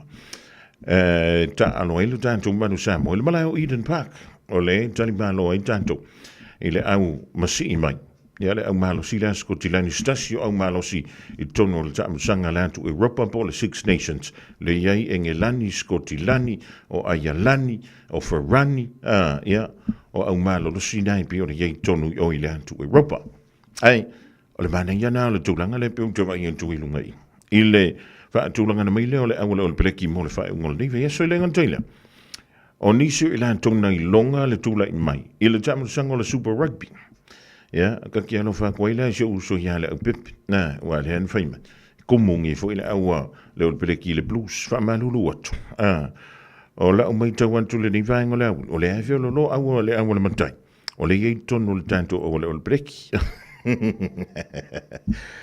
se ta si o le ina matua i longa lan to mo fai e le ngantel semi final sa i linga champini o le dito sanga le Super Rugby le sunga ya Queen Tupaya en numerous fulmal tonu lea sfululua second le Chiefs le nei tau sanga na whamarua lia le nei ali i nei masina wa tuanai Ia pita iane. O le nau ta ingo le ni e toi fia la ei. Ile la ei leo le o le peleki. Ia langa. Ia le wapale mai. E ui o lo o ilunga o le na fua le au wha leo. Ia e langa so skanga ka fua i kongo o se aura kapi. Ia ka wanga e alua kua maka kulunga o fua le au wha leo. Se i vanga na aila. Le ano le tanto utunu le santa ano le lakapiriki. Ia nga. Na wa e silafia. Na ona sui mai ai le lakapiriki. Sau superstar ina ile awala waratas. Ia koe sau ile awala wallaby sa Australia. Le sunga ia suali. Joseph Suali. Ana le whaamdu alia la ia le sunga ia Joseph. Ia lo knowing. E whaapene i o lai tonu le squat. Ia talo sia. Wa koe whaafu i sia le malos. O le fu ia lo le tantu utru. A wale whaawawina. O le talin. E pe ona fo ina iai. E le tantu tapa au le lang. Stasina mamalanga mai Samoa. I le talonga lakapi.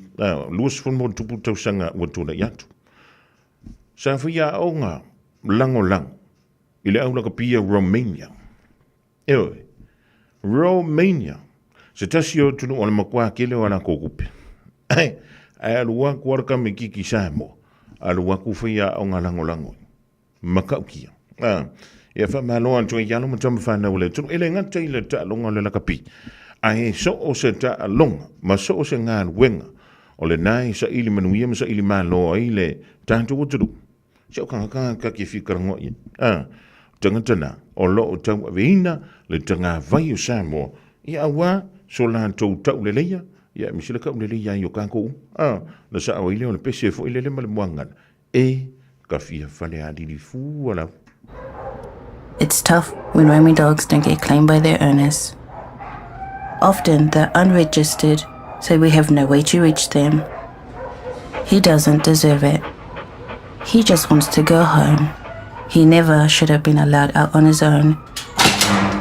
If you own a dog, make sure it doesn't roam and make sure it's registered. For you, your dog and your neighbours. A message from Auckland Council. All Together Auckland, Tāmaki Turiki.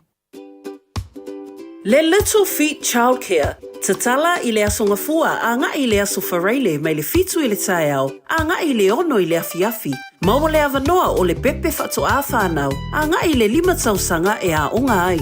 E lua se fulu i tūla, e a onga i le tamaititi 3 tausanga a nga i lunga, e a unoa ma se totongi. E mawhai o na piki lo walo i le tae au, ma toi mo moli i le fale i le afiafi. Maua fua le lunch i aso uma. Talia wins quotes. Whafsota i loa la walo i le Little Feet Childcare, Luas Fuluono, Yates Road, Mangere East. Telefoni o iwa, 255 55 luaono. O iwa, 255 55 luaono. Whai mea alofa I a inga maua I Samoa, e ala I le whaatawina o se Hotel Talofa Voucher. E mawhai o na whaongaina mo aso tā ua whailongaina. E pei o aso whanau, whaipoiponga, pe whai malolonga mo tawhawhau ai whaiungo vai aso. Whaatau e oe New Zealand nei, ai piki e lau a inga I Samoa. Tanga I ane I le pacific40.com/hotel. Ma whaatau nei loa. Pe wala au I le o lua tasi, o valu tolu tolu, lua lua lua tolu. O lua tasi, o valu tolu tolu, lua lua lua tolu. Malo soy fua, o se fufonga Samoa, Radio Samoa, tasilima I vatolu amo. Se kia Radio Samoa.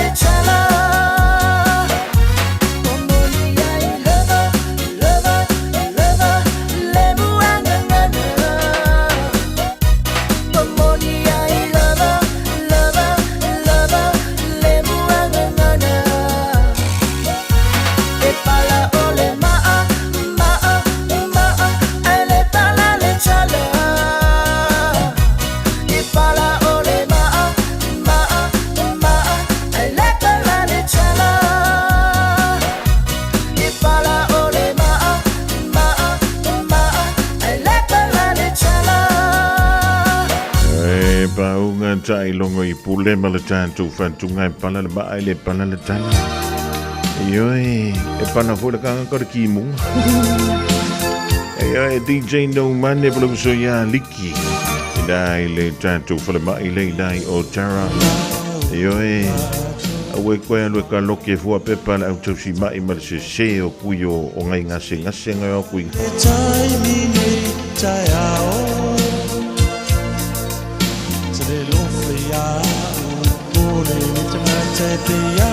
Seata ilunga ole fata ai se lave ai mai Taimi nei tau o te aina Te uma sa o miti ai o te whaia Taimi nei tau Pamone mole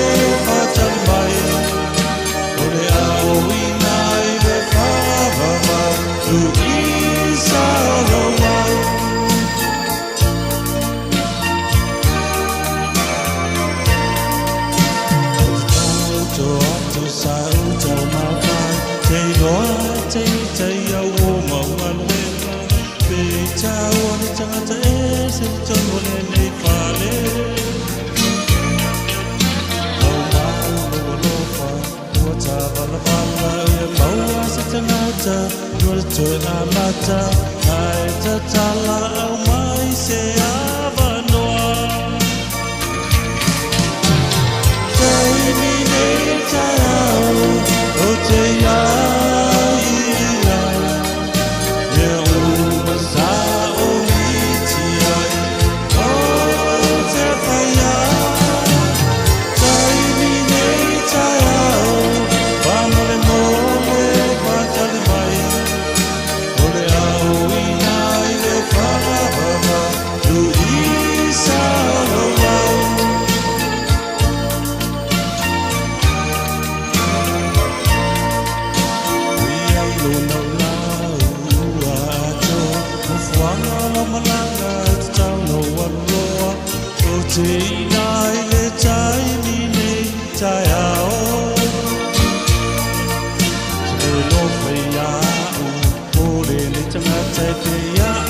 Seata ilunga ole fata ai se lave ai mai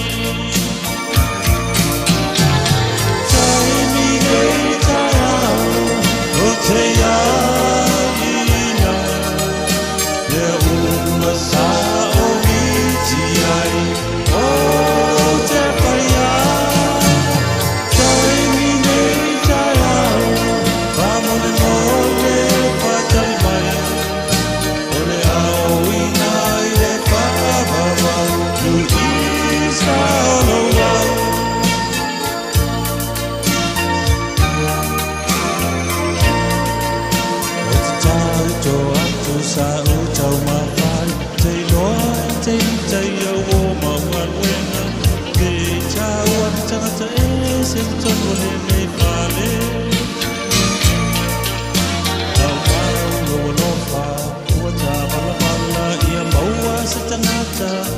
Amata, ai te tala au mai se avanoa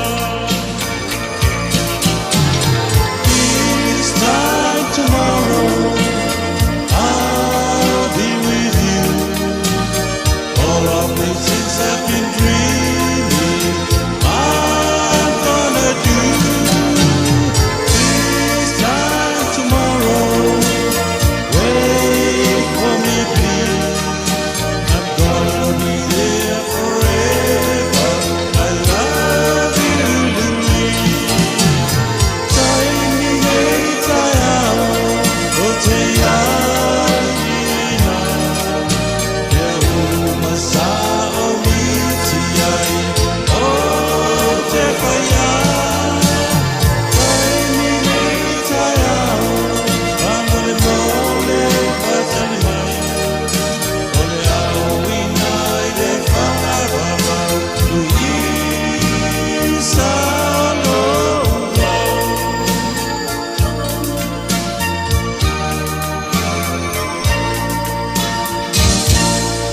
se whakamali nāna o se le whantua taulanga I Samoa taimi nei tai au o te iai I nā mea uma sa o miti iai ia pe sa e miti iai o le a o whaia.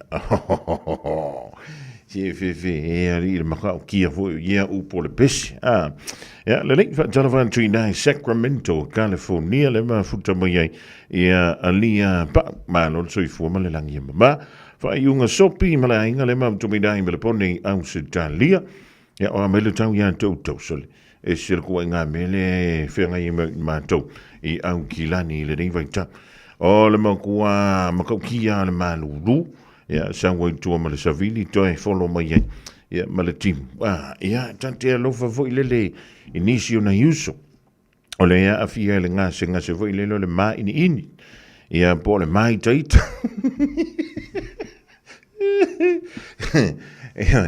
E hala na mai taita ua mai ini tele o lantu a au ona o le sawa le timu ma le malulu ua leva lana fia papa I antu ia I lantu fo I sa vilingi ai fo I au tafo le meolo ia I o lantu a pita ia ua le mawhai se mea ia wa e whaliu I e ki inga e whaliu I o e ki inga lona winga na le mo ini ma le atingu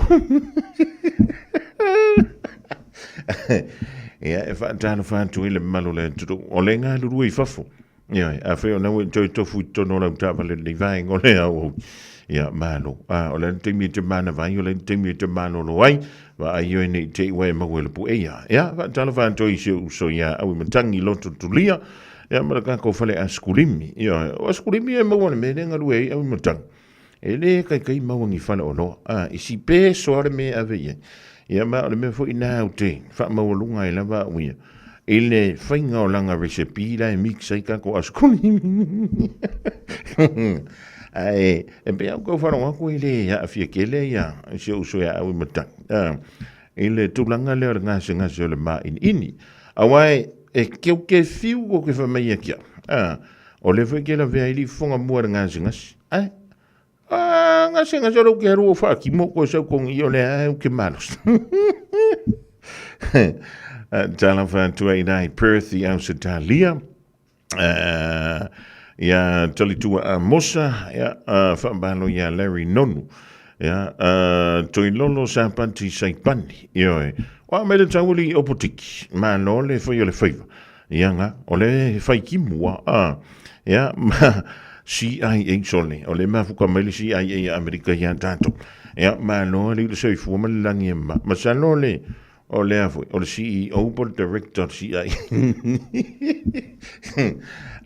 se o le mele ke akai e fai ma ko finga nga marawari fa ma se o nga ke la ve ma o lo va sole o le afa fe nga ko fa mai ke o le am ke ku I lung sa vali mai ke fai nga wen ai o le me Aua ko ke fika. Aua ia a fia le ngasi ngasi o le mai ni idi. O no sang. O la ie le mele fuala au. E maua I o le. E le maua le ke misi ke ara mua wa ili fo mai. Ke o se sengi fuala au I ke alua ko a mai anga e whane kongoi lea. Tana wha joi se utina matua ia ime na nai. Mala a inga. Ia me se fuila o ngolo tautua I nai Amerika Samoa. Mano le fai o le faiva. Kasiano ia nga o le mea sidi na tau o nau tau si la fia o la etu fo le talenga ia te toi ngā sutimu ia e whape nei ia ma tanto uma o lo o mafuta me le rivaenga o le hawuli tamai alo le sio ia ma le whanau I nai pango Amerika Samoa ia o nai pa u le tau o le avon o le avon le ngo o le pusa foile o le pusa siu pipi ia ma le sikau mawhafou ngā le waka wa ia kwa Isamo sole makau kia sawa siu pipi a ua maua fo marakako siu moa io o longo winga a whapalangi is a chicken back. Just think a minute. It could change everything.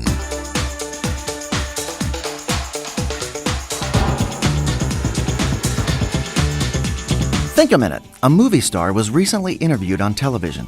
He said that just a few months earlier, his brother asked him to take a vacation with him, driving across America. He was very busy working on a new television series, but he also knew that this was a great opportunity to spend time with his brother. So he arranged for time off from his television career to drive across America with his brother. It was only a few months after that his brother suddenly died. Through tears on nationwide television, this movie star said how grateful he would always be for the time he spent with his brother. You know, it's true that family and friends beat fortune and fame every time. Recently, I met a businesswoman who told me that her husband had died. She said that her husband and his brother had argued for months over their family inheritance. Finally, one day, her husband's brother got so angry that he drove to their house, walked in with a gun, and killed his brother, this woman's husband. And for what? Just a little more money? We all need reminding that family and friends are worth much more than fortune, always. You see, money can never give you what family and friends can: love, comfort, and support. You can always tell how happy a person is not by how much money he has, but by how close his relationships are with his family members, and how many close, caring friends he has. A man who lost his best friend over a business disagreement shared the painful lesson he learned. He said, "Money's like a glove, and friendship's like your hand. You can live happily without your glove, but not without your hand." So how many close friends do you have? How close and happy are your relationships with your family members? Jesus said, "I call you friends, if you have my kind of heart and live my way every day." So why not ask him to become your friend so he can give you his new life? He'll not only help you rebuild your broken relationships, he'll also help you build a whole fortune of new friends. Just think a minute.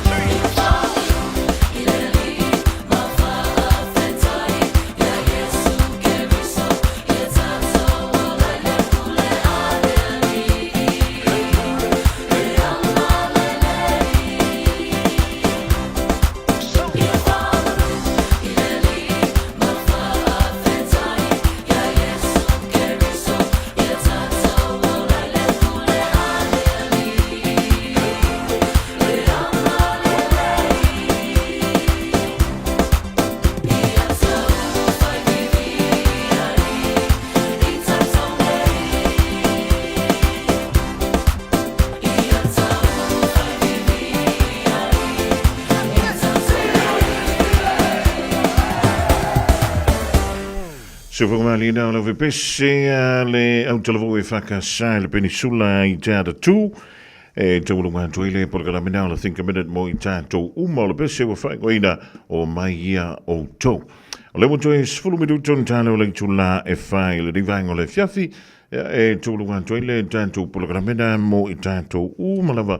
Ia waia le tātou toenga. O lo te toi nei le midu tele tai na le tula e whai mo le tātou porkala.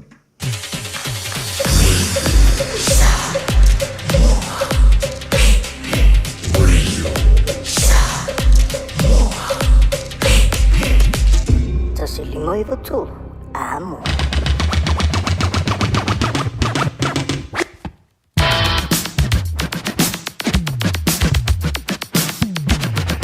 Ja, van tele Samoa mo le tātou mafutanga e peo le sasawai le aouliana le lai au le malifo I le rivainga o le fiafi. O taimo le whaatasi mai le tutua whaua o le Radio Samoa, tasi lima I Vatulu amo. Talavantu ia Patrick Laban fa before I leanga o Tamuli, e malai ngai nai au Satalia, Tas Stiva, malai ngai nai Canberra I au Satalia. Ja, tātou tamba vai le mawainga tā vita mai o nā tana, e le aiaskupe, La sangana wale tau tamali I le tātou mautanga I le reia so tofi, malu abe fale o loto mo tofi, da ngalo ma ngalo iso mantu leo, I lau titi whai tama, polo kalambe la nganga I fawhaiva, tapena mai le whianga ia le a tau savea. Pa mai a tātou tala mai a turu o le Pasifika, malela no langi, o a sao ni e le whaltua ia Miriama ala la toa po mare. Mori e tele ia whainga malo longa o le rei I fiafi, ia Michela singa o te toi, whai tete le timu mo le savili ma le malo lo, ia e whai le mua tātou sai lunga, tātou ala te tele. A o ai fo I o le mua nei, e le tau mate peni pese mai fea, a ia malama, o lei ano foi le moana, o lei a fai anga tau a sai le tai papa o le tua masanga, o lei a lava o le ngata I fale, Taele lava I le taifana e tautai ai lava sauma e afe